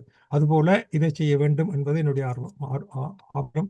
இந்த குழு இன்றைக்கு நாங்கள் வச்சு அமைச்ச குழுவுடைய நோக்கமே அதுதான். இப்படி ஒரு குழுவை நாங்கள் உருவாக்கி அந்த குழு மூலம் உதவிகளை பெறலாம் அல்லது அறிஞர்களை ஒன்று கூடலாம் செய்வது மிக முக்கியமான ஆர்வம். ஒரு வேலை என்று சொல்லாமல் ஒரு ப்ரொஜெக்ட் ஓட சொல்லாங்க. அதுக்கு நாங்கள் ஏதாவது செய்ய வேண்டும். பேச்சு வாய்ச்சொல்லில் வீரண்டு இருக்காம தொழில்நுட்பத்தில் பாண்டித்தியத்தில் எடுக்கணும். இலக்க தமிழ்ல ஆசிரியர்களை பாண்டித்தியம் பெற்றவர்கள் எடுக்கணும். இதுக்கு குழு வாங்கி இப்படி ஒரு ப்ரொபோசல் நாங்கள் கவர்மெண்ட் லாங்குவேஜ் லேர்னிங் சென்டருக்கு நாங்கள் கொடுக்கலாம், கொடுக்கலாம். அதிலிருந்து கவர்மெண்ட் ப்ரொஜெக்டாகவே நாங்கள் எடுக்கலாம். அதுக்கு தரவு வேணும். எத்தனை இப்போ பாருங்க, இந்த இன்றைக்கு தமிழ்ல எத்தனை பேர் தமிழ் படிச்சிருக்கிறார்கள், எத்தனை பேர் ஓ லெவல் வரையும் படிக்கிறார்கள் என்ற தரவுகள் சரியாக இல்லை. சில பள்ளிகள் தரவுகளை தர மறுக்கின்றன. நான் அதை அனுபவப்பட்டதுனால சொல்றேன். இந்த தரவுகளை கொடுக்க வேண்டாம், மறைத்துக் கொள்ள சுற்றறிக்கை விட்டாக அமைப்புகளும் இங்கே இருக்கின்றன. குறைன்னு நான் சொல்றேன், அவை இந்த சாம்ராஜ்யம், அதுக்கு நாங்கள் போகக்கூடாது. ஆனால் இன்றைக்கு அரசாங்கத்துக்கு தேவை தரவு. இந்த தரவை வச்சு இவ்வளவு பேர் எக்ஸாம் எடுக்கிறது, ஏன் ஐயா நீ செய்யல என்று கேட்கறதுக்கு எங்கள்கிட்ட ஒரு அமைப்பு இல்லை. அப்போ எல்லாரும் இப்படி பாருங்க, 50 4 5 10 எக்ஸாமினேஷன் போட்டிருக்கு. அந்த ஒவ்வொரு எக்ஸாமினேஷனில் எத்தனை பேர் பரீட்சை எடுக்கிறார்கள், எத்தனை பரீட்சை பேர் O level Edexcel, O level Cambridge exam, A level Cambridge இருக்கிற அந்த தரவுகள் எங்களுக்கு தெளிவாக பள்ளிக்கூடங்கள் தர மறுக்கின்றன. அந்த அனுபவத்தை நான் கண்டிருக்கேன். அப்படி தரவுகள் இல்லாமல் நாங்கள் அசோசியேஷன் லாங்குவேஜ் லேர்னிங்கில் போயோ அப்போ மற்ற அமைப்பு கவர்மெண்ட் டாக்குமெண்ட்ரி எவிடன்ஸ் எங்களுக்கு இல்லை. அதான் என்னுடைய குறை. அதான் நான் முரண்பாட்டை கொண்டிருக்கிறேன். நன்றி. உண்மையில அந்த ஆதங்கம் அதுதான். உண்மையில அந்த என்ன சொல்றது, ஒரு கட்டமைப்புக்கு கூடான வேலை திட்டம்ன்றது கட்டாயம் தேவை. அதுக்கு உண்மையா நிதியும் வேணும், வளங்களும் வேணும். அந்த ப்ராஜெக்ட் கொண்டு சொல்லுவாங்க 3 வருஷம் 4 வருஷம் என்று சொல்லி பெரிய ஒரு கோல் ஒன்றை வச்சுக்கொண்டு தான் செய்யணும் அப்படியான திட்டங்கள். அது கட்டமைப்பான விடயங்களை தான் செய்யணும். அடுத்ததாக ரஞ்சனா ஆசிரியர் குறிப்பிட்ட உண்மையில அது முக்கியமான விடயங்கள். அந்த சிறு வயதிலிருந்தே அந்த கேட்டலும் என்ன சொல்றது, அந்த பேசுதலும், அது சிறு வயது பிள்ளைகளிலிருந்தே அந்த சரியான உச்சரிப்பு பெறாததால் அந்த பிள்ளைகள் வளர்ந்து தமிழ் படித்தாலும் பொது வழியில கதைக்கிறதுக்கு கூச்சப்படுவார். ஏன்னா தன் உச்சரிப்பு பிள்ளையா வந்துடுமோன்னு சொல்லி. உண்மையில அந்த விடயம் முக்கியமான விடயம். இதுல நான் என்ன சொல்றேன்னு சொன்னா, இப்ப நாங்கள் தமிழ் பாடசாலைகள்லாம் நடத்தி கொண்டு வரோம். குறிப்பிட்ட சரி 4 5 வயது பிள்ளைகள் எல்லாம் படிக்கலாம்னு சொல்லி. இப்ப ரஞ்சனா ஆசிரியர் குறிப்பிட்ட விடயத்தின் நோக்கிக்கல, ஏன் நாங்கள் இப்போ இங்கே வளமையா இந்த பிளே ஸ்கூல டோட்டல் ஸ்கூல்னு சொல்லி அங்கே ஒரு சர்ச்சிலையோ இல்லை இடத்துலையோ வச்சு பிள்ளைகளை விளையாட பண்ற மாதிரி தமிழ் பாடசாலைகளில் பிறந்து ஒரு 6 மாதம் அந்த என்னென்ன செய்கிறோமோ டோட்டலில் பிளே குரூப்பில் விடுற மாதிரி இந்த பிள்ளைகளை குடிகள் வச்சு போட்டு நீங்கள் தமிழ்லேயே பேசுவோங்க. அதுக்கு என்ன சும்மா ஒரு குரூப் மாதிரி அப்படி செய்யலாமோ என்று சொல்லி சும்மா இந்த கருத்தை சொல்றேன். அதை பற்றி என்ன நினைக்கிறீங்க ரஞ்சனா ஆசிரியர்? கண்டிப்பா நல்ல விஷயம். என்னன்னா நாங்கள் வீட்டுல நாங்கள் ரெண்டும் கலந்து இப்ப இங்க சமூகத்துல நாங்கள் வீட்டை எல்லாரும் 2 லாங்குவேஜையும் சேர்த்துதான் அந்த குழந்தைக்கு நாங்கள் இப்ப நான் கதை கேட்க கூட சில ரெண்டும் கலந்து கதைக்க வேண்டிய சந்தர்ப்பம் வந்துட்டுது. ஆனா நாங்கள் அதை வீட்டுல அப்படி கலந்து கதைச்சுதான் அந்த பிள்ளைகளுக்கு எதை கதைக்கிறோம் என்று தெரியாத ஒரு கட்டத்துல குழந்தைகள் இருக்கணும். இப்ப நாங்கள் எது தமிழ் எது இங்கிலீஷ் தெரியாத மாதிரியே அந்த பிள்ளைகளுக்கு அது அந்த நிலைமையால் கணக்கே இருக்குது. நாங்கள் அப்படி எல்லாரும் ஓகே அப்படி என்றால் நாங்கள் எடுத்து அப்படி ஒரு குழந்தைகளை கூப்பிட்டு வச்சு நாங்கள் ஒரு சின்ன இது மழலையர் ஒரு சின்ன பாடசாலையில ஆனால் சில பாடசாலைகள்ல வச்சிருக்கணும் அந்த குழந்தைகளை எடுத்து அவைய வழி நடத்தணும். ஆனா அதை ஒழுங்கா எல்லாரும் செய்ய வேணும். அதுக்கு சொல்றேன், நாங்க வீட்டிலேயே நாங்க அதை செய்யலாம் நினைச்சா, நாங்கள் என்ன செய்வோம் அந்த நடைமுறையை பேண மாட்டோம். நாங்கள் கட்டாயம் பார்த்தா சொன்ன மாதிரி ஸ்கூலுக்கு ரெடியா, லஞ்ச் பேக் ரெடியா, பாத்ரூம் போனீங்க, அப்படித்தான் நான் கதை கழிக்கும். ஆனா இப்ப நான் இப்படி வாங்கோ, இந்த ஒரு மனத்தியால நீங்க உங்களோட பிள்ளைய கூட்டி வாங்கோ, தமிழ்லயே கதையுங்கோ, தமிழ்ல என்னென்ன செய்யுங்கோ, பாட்டு பாடுங்க, என்னென்னாலும் அப்படி ஒரு சிச்சுவேஷன் பண்ணால் அந்த பிள்ளைகளுக்கு அது சின்ன நேரம் அது வரலாம் என்று நினைக்கிறேன். கண்டிப்பா என்னன்னா தமிழில் பேசுவோம் என்று சொல்லியே நாங்கள் ஒரு சின்ன குழந்தைகளை கூப்பிட்டு வச்சு ஒரு குரூப்பை செய்து போட்டு தமிழ்ல பேசுவோம் என்று சொல்லி நாங்கள் சின்ன குழந்தையிலேயே அவைக்கு.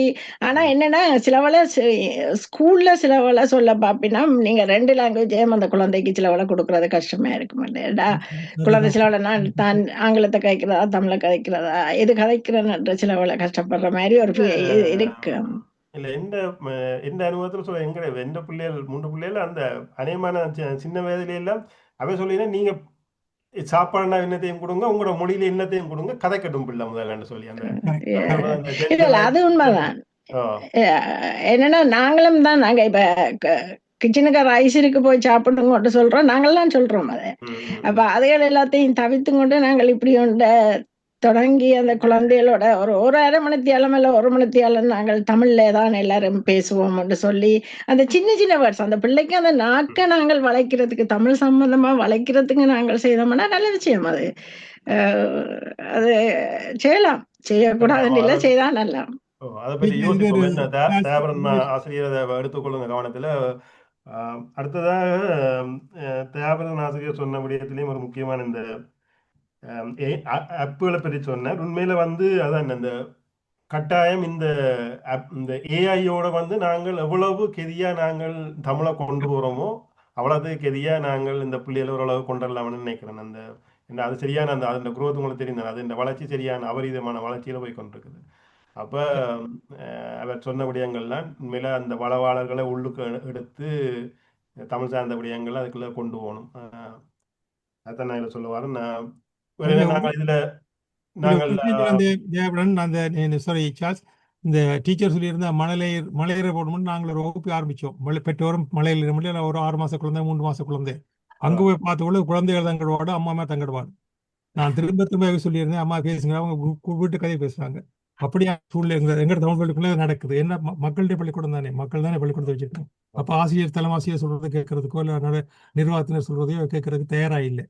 அதுல சில குறைபாடுகள் இருக்கின்றன. இந்த சில உண்மை கருத்துல சொல்றதுக்கு ஏற்கக்கூடியவாதிகளே பெற்றோர்களும் இல்லை. ஆனா நீங்க டீச்சர் சொன்ன மாதிரி 3 வயசுல இருந்து குழந்தைக்கு நாங்கள் அம்மா அப்பான்னு சொல்லி கொண்டிருக்கிறோம். அப்ப அந்த மலையில எடுத்து பாருங்க, மலையர் மொழியில குழந்தை கேட்டு அந்த 2 மொழியமா சில பேருக்கு சொல்லலாம் 2 மொழி தடைப்படும் என்ற தப்பு, அந்த எண்ணம் தப்பு. நீங்க ஒரு கிளிப் பார்த்துருக்கலாம், டெல்லி பஸ் ஸ்டாண்ட் ரயில்வே ஸ்டேஷன்ல ஒரு பையனுக்கு 13 வயசு, அவன் 14 மொழிகள்ல அந்த மயில் ரக விற்கிற காட்சியை காட்டுறாங்க, ஒரு போட்டு காட்டினாங்க. அந்த 14 மொழியில அவன் எப்படி கேட்டான்டா, பள்ளிக்கூடம் போய் படிக்கல, புத்தகம் படிக்கல, அந்த ஸ்டேஷன்ல நின்று ஒவ்வொரு சொல்றதையும் கேட்டு சொல்ல விட்பட் பண்ணி அந்த மயில் ரகை ஒவ்வொருத்தருக்கும் 14 மொழியில சொல்லி காட்டுறாங்க. அந்த கிளிப்பை கூட நான் பள்ளிக்கூடங்களை போட்டு காட்டியிருக்கிறேன். ஆகவே அவனுக்கு அந்த ஆற்றல் இருக்க பொழுது ஏன் முடியாது? சில்பா சித்தி என்று என்ன இதுல வந்திருந்தா, அவங்களுக்கு 8 மொழி தெரியும். அவள் 8 மொழியிலும் பதில் சொல்லி கொண்டிருந்தாங்க ஒரே நேரத்துல. இன்றைக்கு நீங்க அர்ஜுனா எடுத்து பாருங்க, லைஃப்ல இன்றைக்கு ஆங்கிலத்திலையும் தமிழ்ல பேசுறான், சிங்களத்திலும் பேசுறான், இங்கிலீஷ்லையும் பேசுறான். அப்ப 3 மொழியும் சம ரீதியில பேசக்கூடிய ஆற்றல் அவனுக்கு எப்படி வந்தது? கேள்வி செல்வம் மூலம் தான் வந்ததுன்றதான் நான் இருந்தேன். நன்றி. நன்றி. நாங்கள் நிறைய விடயங்களை கதைக்கலாம். நாங்கள் நேரமாக முடியாது, நாங்கள் கேள்வி பதிலுக்கு போவோம். என்ன தேவரன் மாஸ்டர், நாங்கள் கேள்வி பதிலுக்கு போவோம். கேள்வி பதிலுக்கு போவோம் என்ற நேரம் இருக்கு நினைக்கிறேன். கவுன்சிலர் ஆமாம், கவுன்சிலர் குமார் சகாதேவன், நீங்கள் ஒரு கேள்வியை கேட்கலாம். மிகவும் சுவாரஸ்யமான சம்பாஷணை போய்கொண்டிருக்கிறது. நீங்கள் சொன்ன எல்லாத்தையும் நான் ஒத்துக்கொள்கிறேன். ஆனால் சில முரணான சில கருத்துக்கள் எனக்கு தோன்றியபடியா நான் சொல்ல வருகிறேன். என்னவென்றால், தமிழ் பிள்ளைகள் தமிழிலே ஆர்வம் காட்டுவதில்லை என்பது எங்களுக்கு பெரிய ஒரு ஆதங்கமாக இருக்கின்றது. ஆனால் அவர்கள் சங்கீதம், நடனம் இப்படியானதில் காற்று ஆர்வம் கூடவாக இருக்கிறது.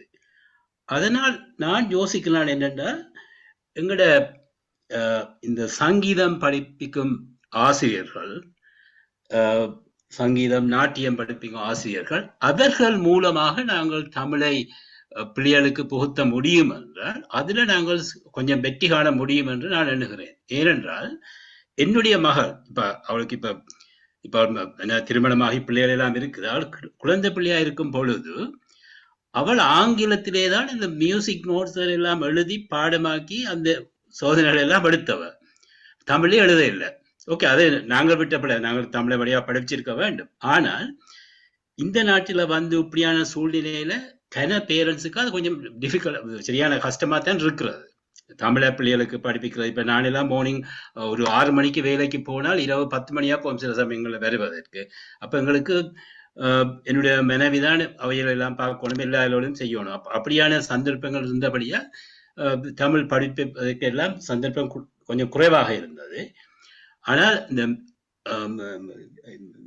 சங்கீதம், நாட்டியம் அதில் ஆர்வம் இருந்தபடியால் அந்த வகுப்புகளுக்கு கூட்டிக் கொண்டு போகும் பொழுது அங்கே அந்த எங்கட தமிழ் ஆசிரியர்கள் ஆங்கிலத்திலே தான் அவர்களுக்கு அந்த நோட்ஸ் எல்லாம் கொடுத்து அவர்கள் எழுதுகிறார்கள்.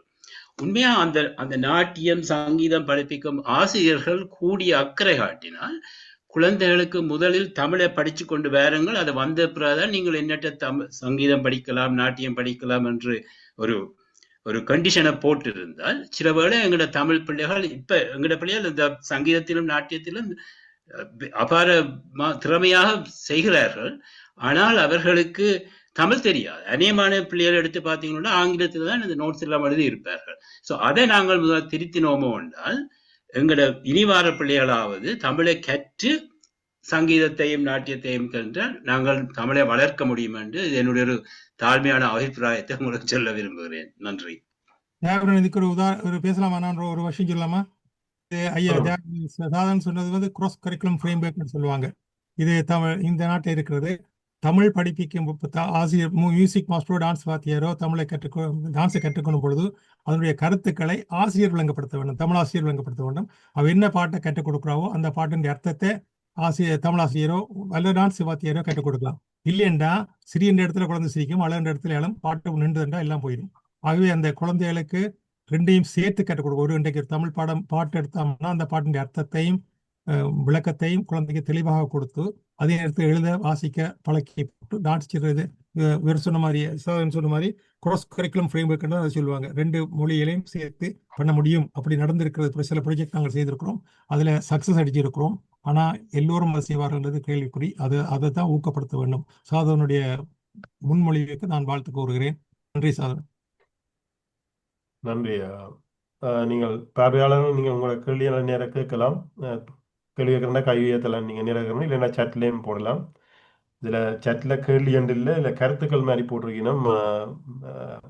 ஒரு ஆள் சொல்லியிருக்கிறார், அந்த நான் நினைக்கிறேன் ரஞ்சன ஆசிரியர் சொன்ன விடயத்தை தான் மிகவும் சரியான கருத்து. உச்சரிப்பு கற்றுக் கொடுத்தால் இலகுவாக கற்றுக்கொள்வார்கள் என்று ஒரு ஆள் கருத்து சொல்லியிருக்கு. மற்றது இன்னொரு ஆள், in Canada, Brampton libraries have Punjabi language storytelling groups and singing groups for preschool children. இல்லை, அது இந்த ஸ்டோரிஸ் டெல்லிங் தான். இப்போ நாங்களே சின்ன வயதில் இருந்தால் யார் வீட்டில் இருக்கிற வயதான ஒரு ஆள் வந்து எல்லாருக்கும் அந்த அனுபவம் இருந்திருக்கும். பாட்டி சொல்கிற கதையோ அல்லது வீட்டில் யார் என்னன்னு சொன்ன கதை, அது இப்போவும் இருக்கும் அந்த பசுமையாக. இப்போ அந்த ஸ்டோரி டெல்லிங்ன்றது உண்மையிலே அது பெரிய விஷயம்தான். அதான் அந்த நான் சொன்னது அந்த எங்களை தமிழ் பாடசாலையிலே பிளே ஸ்கூல் மாதிரி மழலையர் குரூப்பை கூட்டிகள் வந்து அவைக்கு விரும்பின சாப்பாடோ இன்னொரு விருப்பமான கொடுத்து தமிழ் கதைக்கணும். அது செய்தான் நல்லது. என்னுடைய ஒரு கருத்து என்னன்னா, பிள்ளைகளுக்கு நாங்கள் தீத்த வேண்டாம், தீத்தக்கூடாது. நாங்கள் தீத்தி எதையும் நாங்கள் எடுக்க மாட்டோம். ஏன்னா நாங்கள் தீத்தி போட்டு ஓகே இதான் பிரச்சனை, இதான் எக்ஸாமுக்கு வரும், இதான் சோதனைக்கு வரும், இதான் பேசுங்க, இதான் சொல்லுங்கன்னு சொல்லி போட்டு நாங்கள் தீத்தி போட்டு போறதால எந்த ஒரு லாபமும் இல்லை. அப்ப அந்த பிள்ளைக்கு தீத்தாம நாங்கள் எங்களுக்கு அந்த பிள்ளை எதை கேட்குதோ அதை பேசக்கூடியதா நாங்கள் ஓரளவுக்கு குழந்தைய நாங்கள் கொண்டு வந்தோம்னா நிச்சயமா அந்த பிள்ளை உச்சரிப்புல எந்த விதமான தடங்களும் இல்லாம கதைக்கும்ன்றதுல எனக்கு ஒரு நம்பிக்கை இருக்கு. நாங்கள் எல்லாத்தையும் போலாம், அப்படி போலாம்ன்றதான் என்ற கருத்து. நன்றி. நீங்க கதை சொல்றது பற்றி சொன்னீங்க. நாங்க எல்லாம் காகம்படையும் படிச்சிருக்கோம் இல்லையா? எங்களுக்கு எல்லாம் சொல்லி தந்திருக்காங்க. அந்த காகம்படை கேட்டிருக்கோம். காகம்படை வீட்டுக்கு நெறி வந்து காக்கா காக்கா நல்ல பாட்டை பாடுன்னு சொன்னோன்னே காகம் வாயத்துல வந்து பாடுனா படை விழுந்து வச்சு நெறி எடுத்துட்டு போயிட்டோம். அதே காக்கா கதை இன்னொன்று இருக்குது. ஒரு ஜாடியில கொஞ்சம் தண்ணி இருந்தது, புத்தி உள்ள காகம் அந்த தண்ணீர் எடுத்துக்கொண்டு கல்லை போட்டு தண்ணீரை குடிச்சிட்டு போடுது. ஆனால் குழந்தை பிள்ளை என்ன கேட்குதுண்டா, இவ்வளவு புத்தி உள்ள காகம் இந்த நெறி வந்து பாட்டுக்கு பாடி சொல்லி கேட்க பொழுது புத்தி இல்லாமல வாயை திறந்து பாடிச்சுது. ஒரு 2 முரண்பாடு இருக்கு. ஒன்று புத்தி உள்ள காகம் இருக்கு, அடுத்தது ஏமாற்றப்பட்ட காலம் இருக்கு. அப்படியான கதைகளை குழந்தைகள் முன்னுக்கு வைக்கிறாங்க. அடுத்த கேள்வி வைப்பாங்க, ராணுவ பத்தத்திலேண்டா அவன் எந்த பக்கத்துக்கு சரிஞ்சு படுப்பான், அல்ல அவனால் சரிஞ்சு படுக்கவே முடியாதா, மேலே பார்த்துக்கிட்டு தூங்குவானா? அப்படியான சில கேள்வி குழந்தைகள் தொழில் அறிவுன்றது ஊடகவியலால பல அறிவுகள் அவர்களுக்கு இருக்கிற, எங்களை விட கூட அறிவு இருக்குது. கேள்வி கேட்ட ஆசிரியர் அதை கேட்ட பதில்களை கொடுக்கறதுக்கு தயாராகி இருக்க வேண்டும். அதான் என்னுடைய பார்வை. ஆனால் சிவா பிள்ளை அவர்களே இதுவெல்லாம் வந்து என்ன சொல்லுவாங்க, இப்போ ஃபேண்டசி ஸ்டோரிஸ் தான் சொல்றது. இப்ப இது எல்லாம் வந்து என்ன சொல்றது, அந்த லாஜிக்னு சொல்லுவாங்க, அது பார்க்கல. ஈவன் இவங்கட இங்கிலீஷ்ல இருக்கிற ஃபேண்டசி ஸ்டோரிஸ் எல்லாம் எடுத்து பாருங்க, அந்த ஃபேரி டேல்ஸ் எல்லாம் வந்து இப்படியான கதை எல்லாம். அது அதை பற்றி நாங்க யோசிக்க தேவையில்லை. அது அதுல முரண் இருந்தாலும் பரவாயில்ல, பிள்ளை தமிழை சொல்லி காய்ச்சா சரி காணும். அதுதான் அவன் இந்த கேள்வி கேட்டு அதுக்கு பதில் சொல்லுவா தானே வேணும். அது சரியா. வணக்கம் அம்மா. ரஜினி அம்மா, நீங்க கதைங்க. நல்ல சுவாரஸ்யமா இருந்தது இந்த மீட்டிங். இதுல எனக்கு நான் நெதர்லாந்து நாட்டில இருந்த நீங்க வந்தேன். ஆனால் அங்க அந்த டச் மொழிய நானும் எனது கணவரும் ஒரு 6 மாசத்துக்குள்ள அதை வந்து எழுத வாசிக்க பேசக்கூடியதா எங்களுக்கு வந்துட்டு. ஒரு 6 தொடக்கம் 9 மாசத்துக்குள்ள அந்த நாட்டில இருந்து நாங்கள் அந்த மொழியில எழுத வாசிக்க பேச மீண்டும் செய்யக்கூடிய அளவுக்கு அவர்கள் அந்த கற்பித்தல் முறை அப்படி இருந்தது. மற்றது அதுதான் சரியான முக்கியம். இங்க நான் பல தமிழ் பாடசாலைகள், நான் சவுத் எண்ட் என்ற பகுதியில இருக்கிறேன், பல தமிழ் பாடசாலை இதெல்லாம் கூட ஆர்வத்தோட நாங்கள் செயல்படுறாங்க. ஆனால் என்னுடைய கண்ணோட்டத்துக்கு தெரிகிறது என்னன்னா, ஒரு பரீட்சையை நோக்கித்தான் படிப்பிக்கிறார்கள், ஒரு சோதனைக்காகத்தான் அந்த பிள்ளைக்கு படிப்பிக்கிறார்கள். ஆனா சில வீடுகள்ல பாட்டி மேல என்ற பேரன் பேத்தி இருக்கிற வீட்டுல அந்த பிள்ளைய நல்லா தமிழ் பேசுறார்கள். சின்னல இருந்தவர்கள் பேச தொடங்கி இப்ப மட்டும் பேசுறார்கள். அப்ப எங்களுக்கு அந்த சூழல் இருக்கிற அந்த சூழல் சரியான முக்கியம். அப்ப நாங்கள் ஏஐய பற்றி அதுக்கெல்லாம் அவ்வளவு தூரத்துக்கு போறதுக்கு இடையில அந்த வீட்டுல இருக்கிற அந்த பெற்றோருக்கு எங்களோட மொழியினுடைய அவசியத்தை பற்றி அவர்கள் விளங்கி கொண்டு பிள்ளைகளுக்கு செய்யறதுதான் முதலாவது விஷயம். ஏன்னா நாங்க இலங்கையில இருக்க கூட நான் தெரியும், கொஞ்சம் கூட ஆங்கில மொழியோட சம்பந்தம் இல்லாத பெற்றோரை கொண்ட பிள்ளைகள் எல்லாம் சரளமாக ஆங்கிலம் பேசுறார்கள். அவர்கள் பாடசாலையில் பேசுறது, வேறு இடத்துல பேசுற அந்த விஷயங்களை வச்சுக்கொண்டு கற்றுத்தான் அதை பேசுறார்கள். அப்ப இங்கு அந்த தமிழ் மொழியை அப்படி கற்பதற்கு அவர்களுக்கு ஆர்வம் இல்லை. மற்ற அதே நேரத்துல இந்த இலங்கையில எல்லாம் இந்த பிக்கப் புக்னு சொல்லி இந்த குரூப் இருக்கும். சின்ன பிள்ளைகள் மட்டும்தான் ஆங்கிலத்தை படிப்பிக்கிறதுக்கு அவர்கள் சின்ன சின்ன கதைகள் உள்ள புத்தகங்கள் ஆரம்பிச்சு அவர்களே அதை படிச்சு கதைச்சு அதுக்கு விளக்கம் சொல்லி. இப்ப ரஞ்சனா சொன்ன மாதிரி, இன்னும் ஒருவர் சொன்ன மாதிரி, எங்களுக்கு ஆரம்ப கதைகளை வச்சு சிறிய சிறிய புத்தகங்களை அவர்களுக்கு அறிமுகப்படுத்தி அதை அவர்கள் வாசித்து விளங்கி. ஏனென்றால் ஒரு பிள்ளை என்னட்டையும் மேலதிகமா தமிழ் கேட்கன்னு அவர் எங்கட நாட்டு பிள்ளையில சவுத் ஆப்பிரிக்கா சேர்ந்த ஒரு பிள்ளை. அவருக்கு ஒன்றும் தெரியாது, ஒன்றுமே விளக்கம் இல்லை. ஆனா அவர் எல்லா சோதனையும் பாஸ் பண்ணி இருக்கிறார். அந்த கருத்து ஒன்றுமே தெரியாது தமிழ்ல. அப்பவே எனக்கு அது சரியான கஷ்டமா இருந்தது பார்க்க. இப்படியாக நாங்கள் எப்படி இந்த மொழியை வளர்க்க போறோம்.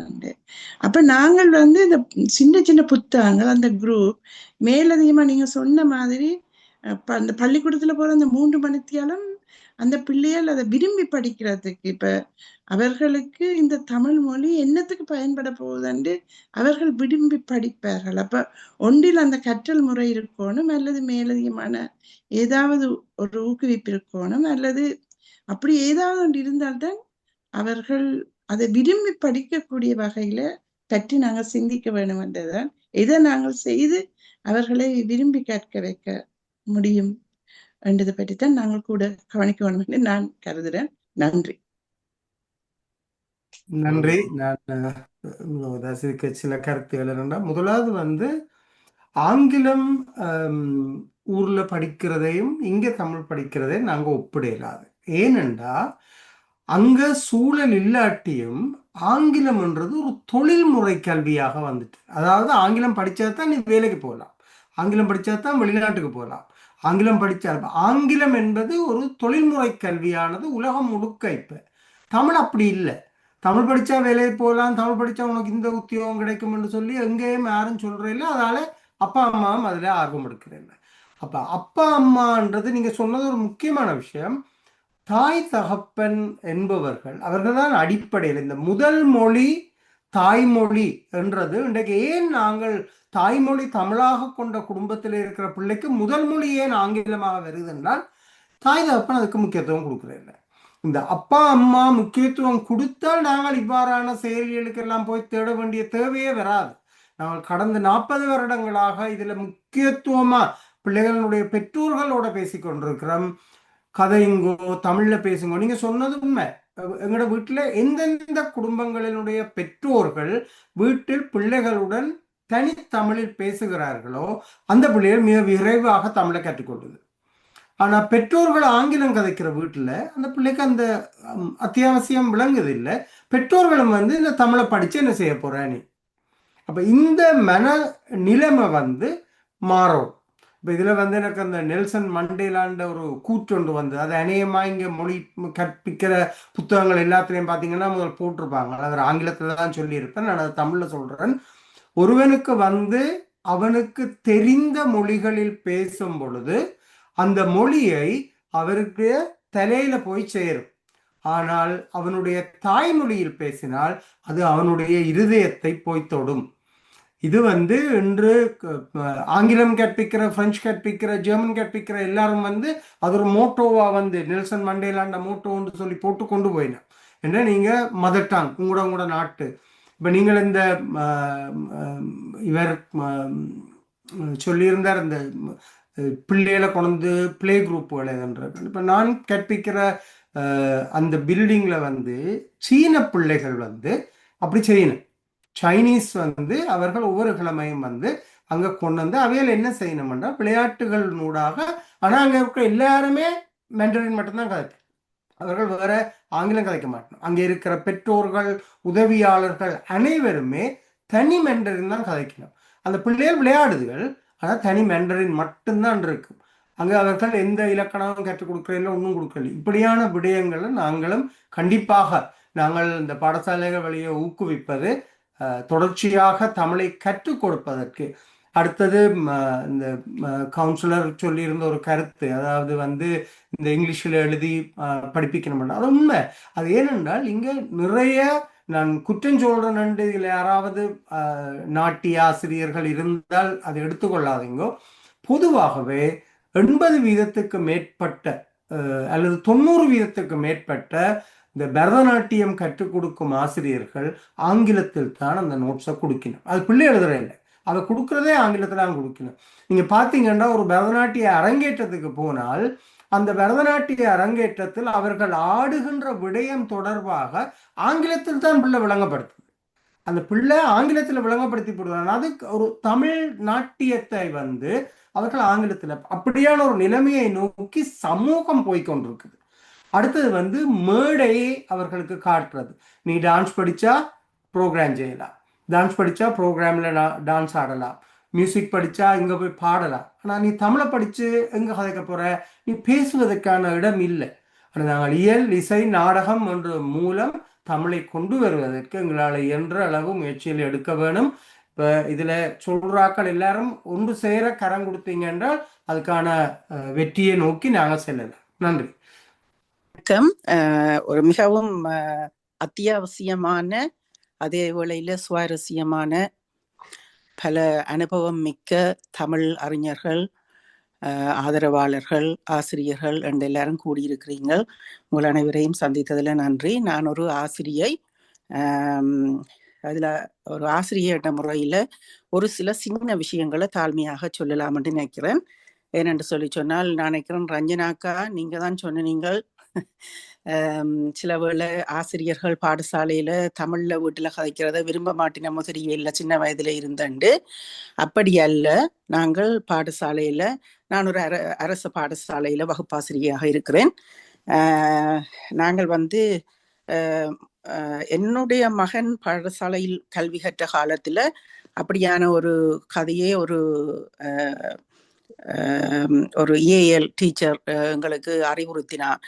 நீங்கள் தொடர்ச்சியாக ஆங்கிலத்தையும் தமிழையும் சேர்த்தே படிப்பீங்கோ என்று சொன்னா அல்லாடி பிள்ளை கஷ்டப்படும் என்று.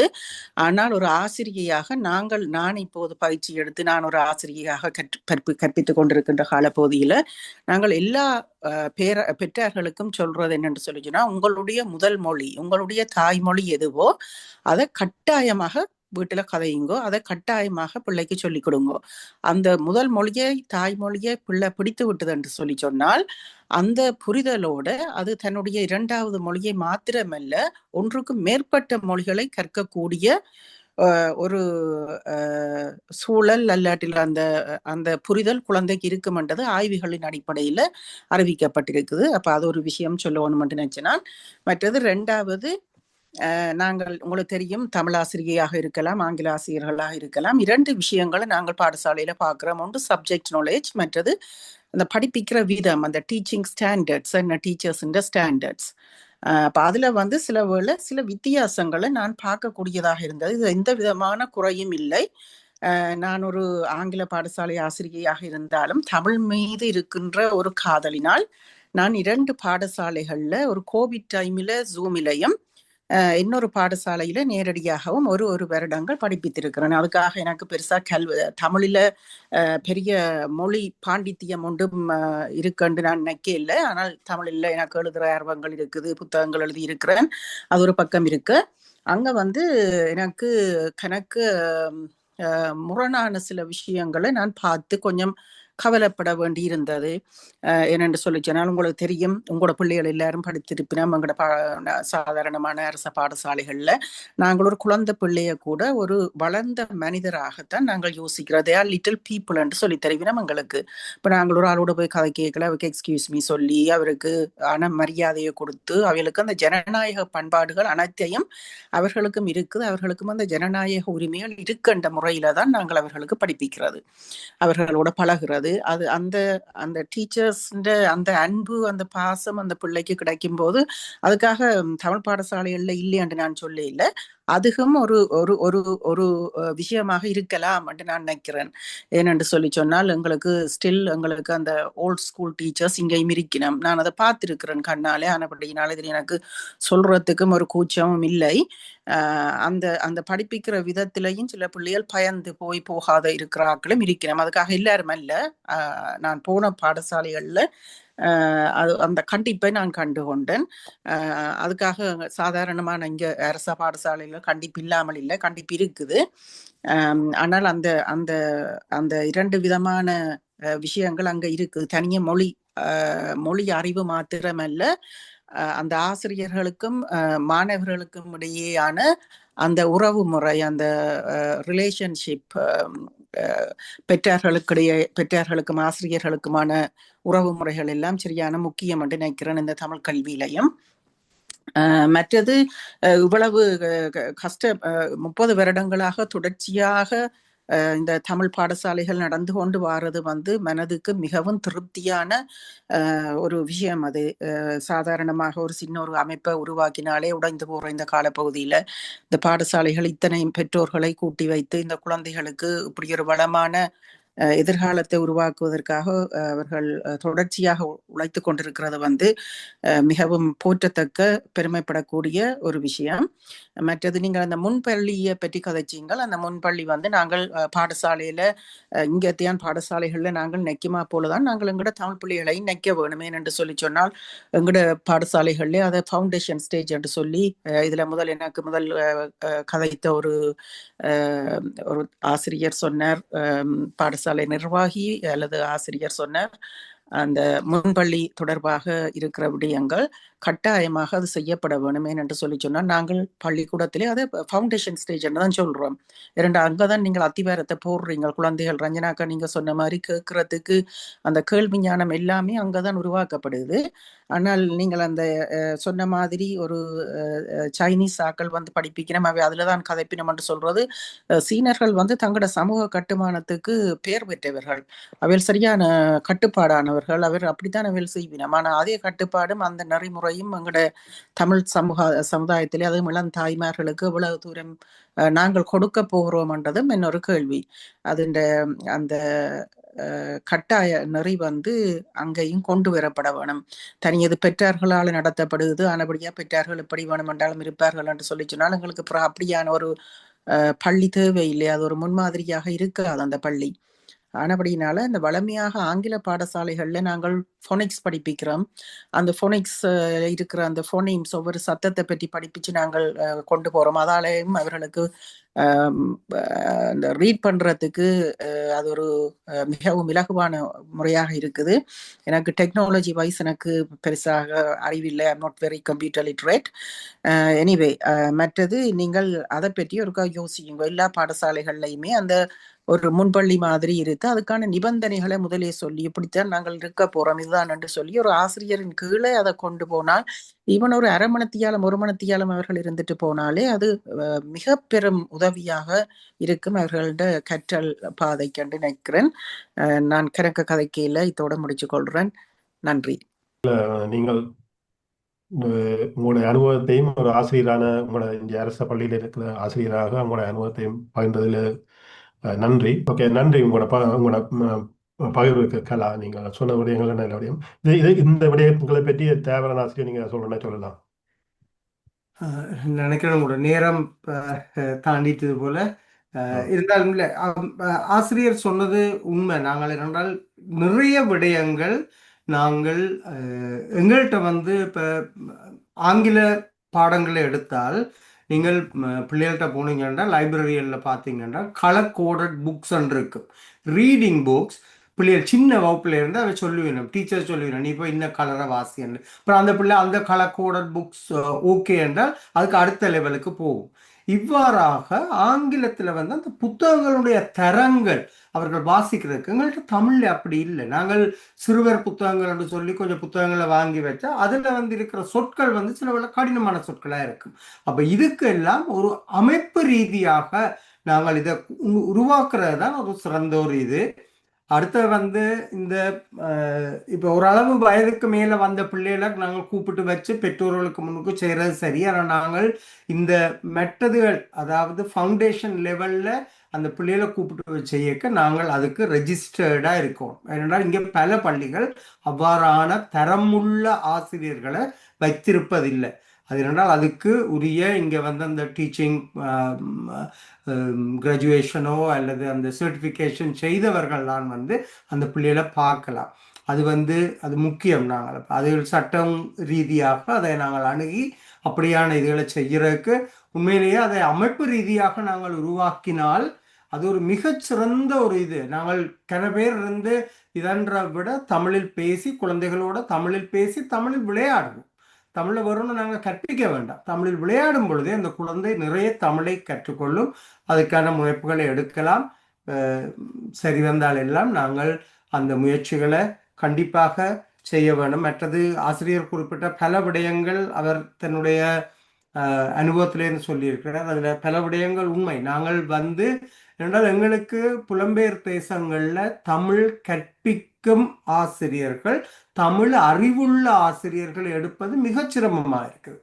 அதான் ஒரு முக்கியம். ஏன்னா நாங்கள் என்ன யோசிக்கிறோம் என்றால் இலக்கணம் சரியாக பிள்ளைக்கு தெரிய வேணும், நாங்கள் பிழையாக கற்பிக்க கூடாது. இப்போ நீங்கள் ஒரு ஓர் என்று சொல்றது, இப்போ நாங்கள் ஒரு என்று சொன்னால் ஒரு மனிதன் சொல்லலாம், அல்லது ஒரு ஆடு சொல்லலாமா, இல்லை ஓர் ஆடு. இப்படியான சின்ன சின்ன இலக்கண குறிப்புகளில் நாங்கள் கூட இதை நேரத்தை செலவழிக்க வேண்டியிருக்கு. சில வேளையில் ஆசிரியர்கள் என்று வர்றவர்கள் இதுகளை அறிந்து கொள்ளாமல் தவறாக கற்பித்து போட்டு போகிற இதுகளும் கூட வருது. நாங்கள் இவற்றையெல்லாம் நிவர்த்தி செய்து நாங்கள் சரியான ஆசிரிய பணி, சரியான ஆசிரியர், அதுவும் புலம்பெயர் தேசங்களுக்கு உரிய அந்த முக்கியமான ஒரு விடயம் என்று சொல்லியிருந்தவ அந்த நாங்கள் வந்து கண்டிப்போடு சேர்ந்த கல்வி முறையைத்தான் எங்களுக்கு கிடைச்சது. இப்போ நான் எல்லாம் படிக்கிற காலத்தில் எனக்கு ஒரு ஆசிரியர் ஷைலோக் மாஸ்டர் இங்கிலீஷ் படிக்காட்டி உடனே கேனால தான் அடிப்பேன். ஆனால் இப்போ வந்து அது ஒன்றுமே இல்லை. அப்போ அன்பால பிள்ளைகளை எவ்வாறு பிள்ளைகளுக்கு கற்றுக் கொடுக்கிறது நல்ல ஒரு விடயம். நாங்கள் கண்டிப்பாக இதை நோக்கி எங்களுடைய கற்பித்தல் அறிவு வளர வேண்டும். நன்றி. அதாவது மேல நிறைவுக்கு நான் கிட்டத்தட்ட வந்துட்டேன். இதில் நான் நினைக்கிறேன் டாக்டர் புவி தான். சொல்லுங்க டாக்டர் புவி. நன்றி. இந்த நல்ல ஒரு டிஸ்கஷன் நடந்திருக்கிறது. ஒரு முக்கியமான ஒரு தலைப்பு. எமது பிள்ளைகளும் தமிழ் பாடசாலைக்கு சென்றிருந்தாலும் கூடுதலாக வீட்டில் நாங்கள் தமிழை கதைத்ததனால்தான் எனது மாணவரும் கதைக்கக்கூடியதாக இருக்கிறது. என்னென்ன தமிழ் பாடசாலைகளில் வாரத்துக்கு ஒரு முறை ஒரு மணித்தியாலம் போய் தமிழ் கற்று பெருசாக தமிழ்ல முன்னேற்றலாம் என்று நினைக்கிறதை விட வீடுகளில் நீங்கள் கல்வியை கற்பிப்பதற்கான இலகுவான முறைகளை நாங்கள் சிந்திக்கின்ற பொழுதுதான் நீங்க அந்த செயலி ஒரு முக்கியமானதாக இருக்கின்றது. அந்த செயலி மாதிரி வரும் பொழுது வீடுகளிலேயே அவர்கள் தொடர்ச்சியாக கல்வியை தாங்கள் விரும்பின இடங்களில் கற்கலாம். இப்பொழுது இந்த ஏஐ டெக்னாலஜி இப்படியான டெக்னாலஜிஸை நாங்கள் எவ்வாறு பயன்படுத்தலாம் என்பதைத்தான் நீங்கள் இதை தொடங்க இருக்கின்றீர்கள் என்பதை அறிந்து மகிழ்ச்சி. அதே நேரம் இந்த தமிழை ஏன் கற்க வேணும் என்ற அந்த பிள்ளைக்கு ஒரு ஆர்வம் பெற வேணும் இல்லையா? தமிழை நீங்கள் தேவரன் முதல் சொன்ன மாதிரி தமிழை கற்றால் அதனால் ஒரு தொழில் வாய்ப்பு ஏதாவது வரும் என்று சொன்னால் கற்கலாம். இல்லை இப்போ ஊர்ல நாங்கள் இங்கிலீஷ் கற்க அதுதான் காரணமாக இருந்தது என்று சொல்லியிருந்தீர்கள். அது மாதிரி இங்கே தமிழை ஏன் கற்க வேணும்? தமிழ் ஒரு ஒரு வே ஆஃப் கம்யூனிகேஷன் தான் லாங்குவேஜ். அப்போ தமிழை கற்பதனால் இங்குள்ள எல்லாருக்கும் ஆங்கிலம் கதைக்கக்கூடியதாக இருக்கிறது. அப்போ தாங்கள் ஆங்கிலத்திலேயே கதைக்கலாம் தானே, ஏன் தமிழை கதைக்கணுமென்ற ஒரு இதில் இருக்கும் பொழுது என்ன அவருக்கு கதைக்கிறதால என்ன பயன் கிடைக்க போகுது? எங்களுக்கு பெற்றோருக்கு எமது பரம்பரை தமிழை கற்றால் எமது தாய்மொழி தொடர்ந்து இருக்கும் என்பது ஒரு ஆதங்கம். ஆனால் அதே நேரம் அந்த எமது அடுத்த பரம்பரைக்கு ஏன் அது தமிழை கற்க வேணுமென்ற ஒரு இன்ட்ரெஸ்ட் வர வேணும். அதுதான் கவுன்சிலர் குமார் சொன்ன மாதிரி இந்த டான்ஸுகள் அதுகள் இப்போ கலை கலாச்சாரத்தில் எங்களோட பிள்ளைகளுக்கு எமது அடுத்த பரம்பரைக்கும் ஆர்வம் இருக்கிறது.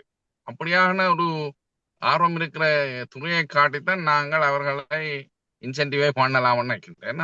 அதுல இப்ப எங்களோட பிள்ளைகள் இப்ப இந்த கரியோக்கி சாங்ஸ்ல வேலை இன்ட்ரெஸ்ட் இருக்குது. மற்றது தமிழ் படங்களை பார்க்கிறார்கள். ஆனால் தமிழ் படங்கள்ல வர தமிழ் எங்களுக்கே விளங்குது இல்லை. அப்படியான தமிழ்ல படிச்சு தமிழை படிக்கவும் இயலாது. ஆனா அதே நேரம் இந்த கரியோக்கி சிங்கிங் இப்ப தமிழ் பிள்ளைகள் நல்லா பாடினோம். ஆனா அதெல்லாம் இங்கிலீஷ்ல எழுதித்தான் பாடினோம். இங்கிலீஷ்லயே எல்லாம் வருது லிரிக்ஸ். அப்ப அதுகளை நாங்கள் கொஞ்சம் இன்ட்ரெஸ்டா கூட்டினோம்னு சொன்னால் அந்த மியூசிக்ல வர தமிழ் பாட்டுகள்ல வர தமிழ் நல்ல தமிழா தான் இருக்கிறது. ஆனா படங்கள்ல வர்றது ஒரு நல்ல தமிழாக இல்லை. ஆனா பழைய தமிழ் படங்கள் நல்ல தமிழுடன் வந்திருந்தது. அப்படியானதை அவர்களுக்கு காட்டும் பொழுது அவர்களுக்கு ஒரு இன்ட்ரெஸ்ட் வந்ததுன்னு சொன்னா அப்படியானதனூடாக லிசன் பண்ணி கூடுதலாக தமிழை வளர்க்கலாம் என்றது எனது சிறு அபிப்பிராயம். அதை எவ்வாறு ஊக்கப்படுத்தலாம் என்பதையும் பார்க்கலாம். அதே நேரம் இப்படியான ஒரு தமிழ் செயலியை உண்டாக்குவதற்கு இந்த டோலிங்கோ மற்றது சிஓ கூகுள் பிச்சை போன்றவர்களுடன் தொடர்புகளை எடுத்து இங்குள்ள தமிழ் பாடசாலைகள் ஒரு வேண்டுகோளை விடலாம். உங்களோட செயலிகளுக்கு இல்லாத எங்களோட தமிழையும் ஊத்தலாமா, எவ்வாறு நாங்கள் அதற்கு உதவி செய்யலாம் என்ற சில முயற்சிகளையும் உங்களை மாதிரியான ஆர்வலர்கள் எடுக்கலாம் என்பதை நான் தெரிவிக்க விரும்புகின்றேன். நன்றி. நன்றி டாக்டர் பூவியா. நாங்கள் கிட்டத்தட்ட நிறைய பகுதிக்கு வந்துட்டோம். இதில் அடிப்படையிலே இந்தியான் இந்த தலைப்பு அதான் நாங்கள் புலம்பெயர் நாடுகளில் தாய்மொழி கற்றல் தான் தலைப்பு. அப்போ அதுக்கான அடுத்த ஏதாவது பிளான்கள் செய்யணும், ஏதாவது உதவிகள் தேவை என்ற ரீதியில் உங்களோட கருத்தை நீங்கள் தேவரன் ஆசிரியர் சொல்லலாம். முக்கியமாக என்னென்னா இப்போ புவி சொன்ன மாதிரி டாக்டர் புவி சொன்ன மாதிரி அந்த அவர்களுக்கு நாங்கள் ஆசையை கொடுக்கணும். அடுத்த நாங்கள் ஏற்கனவே இருக்கிற இந்த இவர்கள்ட்ட இப்படியான இதுகள் வைக்க அது மிகுந்த செலவு மிகுந்த ஒரு இது. அதாவது இப்போ ரொசட்டா ஸ்டோனோ டோலிங்கோ ஒரு லாங்குவேஜை ஆட் பண்ணுறதுக்கு ஆக குறைஞ்சது ஆரம்ப தொகையாகவே 400,000 பவுண்ட்ஸ் கேட்கணும். அப்போ எங்களுக்கு எங்கள்கிட்ட திறமசாலிகள் உலகம் முழுக்க இருக்கணும். அப்போ இவையில கொண்டு அதுக்குள்ளே கொண்டு வர வேணும். ஏன்னா இந்த இப்போ தமிழை சொல்றது டைக்ளோசிக் லாங்குவேஜ், அதாவது இரட்டை வழக்கு மொழி. எங்களுக்கு பேச்சு மொழி ஒன்றா இருக்கும், எழுத்து மொழி ஒன்றா இருக்கும். இப்போ நாங்கள் சமைத்த நான் என்று எழுதுவோம், பேசும் பொழுது சமைச்ச நான் என்று பேசுவோம். இது மொழியியல் ஆய்வுகளுக்கு உட்பட்டு அது எங்களுக்கு விளங்குது. அது ஏன் இப்படி இச்சா மாறுது. இதுக்கு நாங்கள் அதுக்கான ரூல்ஸ் கொடுக்குறோம். இப்போ நீங்கள் முதல் மெஷின் லேர்னிங் பற்றி சொன்னீங்க. இந்த மெஷின் லேர்னிங்கில் நாங்கள் இந்த ரூல்ஸை லிசனிங் அண்ட் ஸ்பீக்கிங்குக்கும் அதில் கொடுக்கணும். கொடுத்தால்தான் அந்த அந்த லிசன் பண்ணுற ஆப்புக்கு விளங்கணும் இவர் இதைத்தான் சொல்கிறாருன்றது. அப்போ நாங்கள் இதில் நிறைய வேலை செய்து கொண்டிருக்கிறோம். ஆனால் எங்களுக்கு இன்னும் நிறைய ஆட்கள் வேணும். ஆனால் இதை நாங்கள் அவங்கள்ட்ட கொண்டு போய் கொடுக்க போனோம் என்றால் அது ஒரு மிகப்பெரிய செலவு, பொருட்செலவு மிகுந்த ஒரு இதாக இருக்கும். ஆனால் முக்கியமாக இந்த தமிழ் ஏன் தேவை என்றதுக்காக நாங்கள் பிள்ளைகளுக்கு சொல்றது வந்து முதலாவது இப்போ கூகுளில் போய் which is the oldest language of the வேர்ல்டுன்னு சொன்னால் உடனே அது தமிழைத்தான் தரப்போகுது. அப்போ அதே பிள்ளைகளுக்கு சொல்லிக் கொடுக்குறோம். Just feel proud about it. இப்போ நீங்கள் இப்படியே போய் சொல்லுங்க. சில இடங்களில் எங்களுடைய கல்லணையை எடுத்து சயின்டிஃபிக்கலாக அதை அப்ரோச் பண்ணி பிள்ளைகளுக்கு சொல்லிக் கொடுக்கணும். ஏன் அது ஒரு உலக அதிசயமாக நீங்கள் கொள்ள வேண்டும்? தமிழர்கள்ட்ட இப்படி எல்லாம் இருந்தது. அப்போ தமிழனாக நீ பெருமை கொள்றதுக்கான விடயங்கள் எங்கள்கிட்ட நிறைய இருக்கு. இப்போ நான் ஒரு ஒரு ஒரு பொறியியலாளர்ன்ற வகையிலும் கூட இந்த ஹோலோபிரிக் என்ஜினியரிங்ன்றது வந்து இங்கே வர்றதுக்கு முதலே அது எங்களுடைய கோயில்களின் விதானங்கள்ல அங்கே இருந்திருக்குது. அப்போ இது எல்லாத்தையும் நாங்கள் தமிழ் பிள்ளைகளுக்கு சொல்லிக் கொடுக்கணும். அது ஒரு விடயம். அடுத்தது டாக்டர் புவி சொன்ன மாதிரி இப்போ எங்கள்கிட்ட போன வருடம் வந்து பல இளம் மருத்துவர்கள் இங்கே வந்து ஜிபியா வேலை செய்கிறவ அவைகள் வந்து யங்ஸ்டர்ஸ், அவைகளுக்கு தமிழ் நல்லா கதைக்க வராது. ஆனால் அவர்கள்ட்ட பேஷண்ட்ஸ் வந்து தமிழர் வரையினர். அதுக்காகவே எங்கள்கிட்ட தமிழ் படிக்க வரையினர். தமிழ் வந்து பேஷண்ட்டு தமிழில் கதைக்கணும். இது ஆஸ்திரேலியாவில் இருந்தும் ஒரு குரூப்புக்கு நாங்கள் தமிழ் கற்பித்த நாங்கள் எல்லோருமே யங் டாக்டர்ஸ். ஏன்னா அங்கே வந்து பேஷண்ட் வந்து தமிழாக்கள் போயினோம், ஆனால் அவைகளுக்கு தமிழ் பேச தெரியாது. அப்போ இதால் தமிழ் சில சில இடங்களில் தேவைகள் இருக்குது. இப்போ இவை எல்லாத்தையும் ஒருங்கு சேர்த்து அவர்களுக்கு நாங்கள் சொல்லி தரும் பொழுது அது பிற்காலத்தில் சரியாக வரலாம்னு நினைக்கிறேன். நேர கட்டுப்பாடு நாங்கள் வேணுமென்றால் இது தொடர்பாக இன்னும் ஒரு கருத்தரங்கொண்ட செய்து அதில் நாங்கள் இன்னும் மேலும் பல விடயங்களோட பேசலாம்னு நினைக்கிறேன். நன்றி. நன்றி தாவரநாசிரியர். ஓகே, நாங்கள் இதை நிறைவுக்கு கொண்டு வருவோம். உண்மையிலே பெரிய தலைப்பு தான், ஆனால் இது ஒரு ஆரம்ப புள்ளி. இதில் ஒரு ஆள் டெலிஃபோன் நம்பர் கேட்குறேன். நான் நினைக்கிறேன் தேவநாசிரியர் உங்கள்கிட்ட சட்டில் பாருங்க, can I have your contact நம்பர்ஸ்ன்னு சொல்லி. இதில் யார்கிட்ட நம்பர் கேட்குறீங்களோ தெரியல. தமிழ் ஹெல்ப்லைன்டா எங்களோட நம்பர்ஸ் எல்லாம் மேலே பின்னால் இருக்குது. உங்களோட தொடர்பு கொண்டு அவையல் உங்களை கேட்கட்டும். அவையல் நீங்கள் பிறகு தேவையான வேண்டிய கொடுங்க. சரி,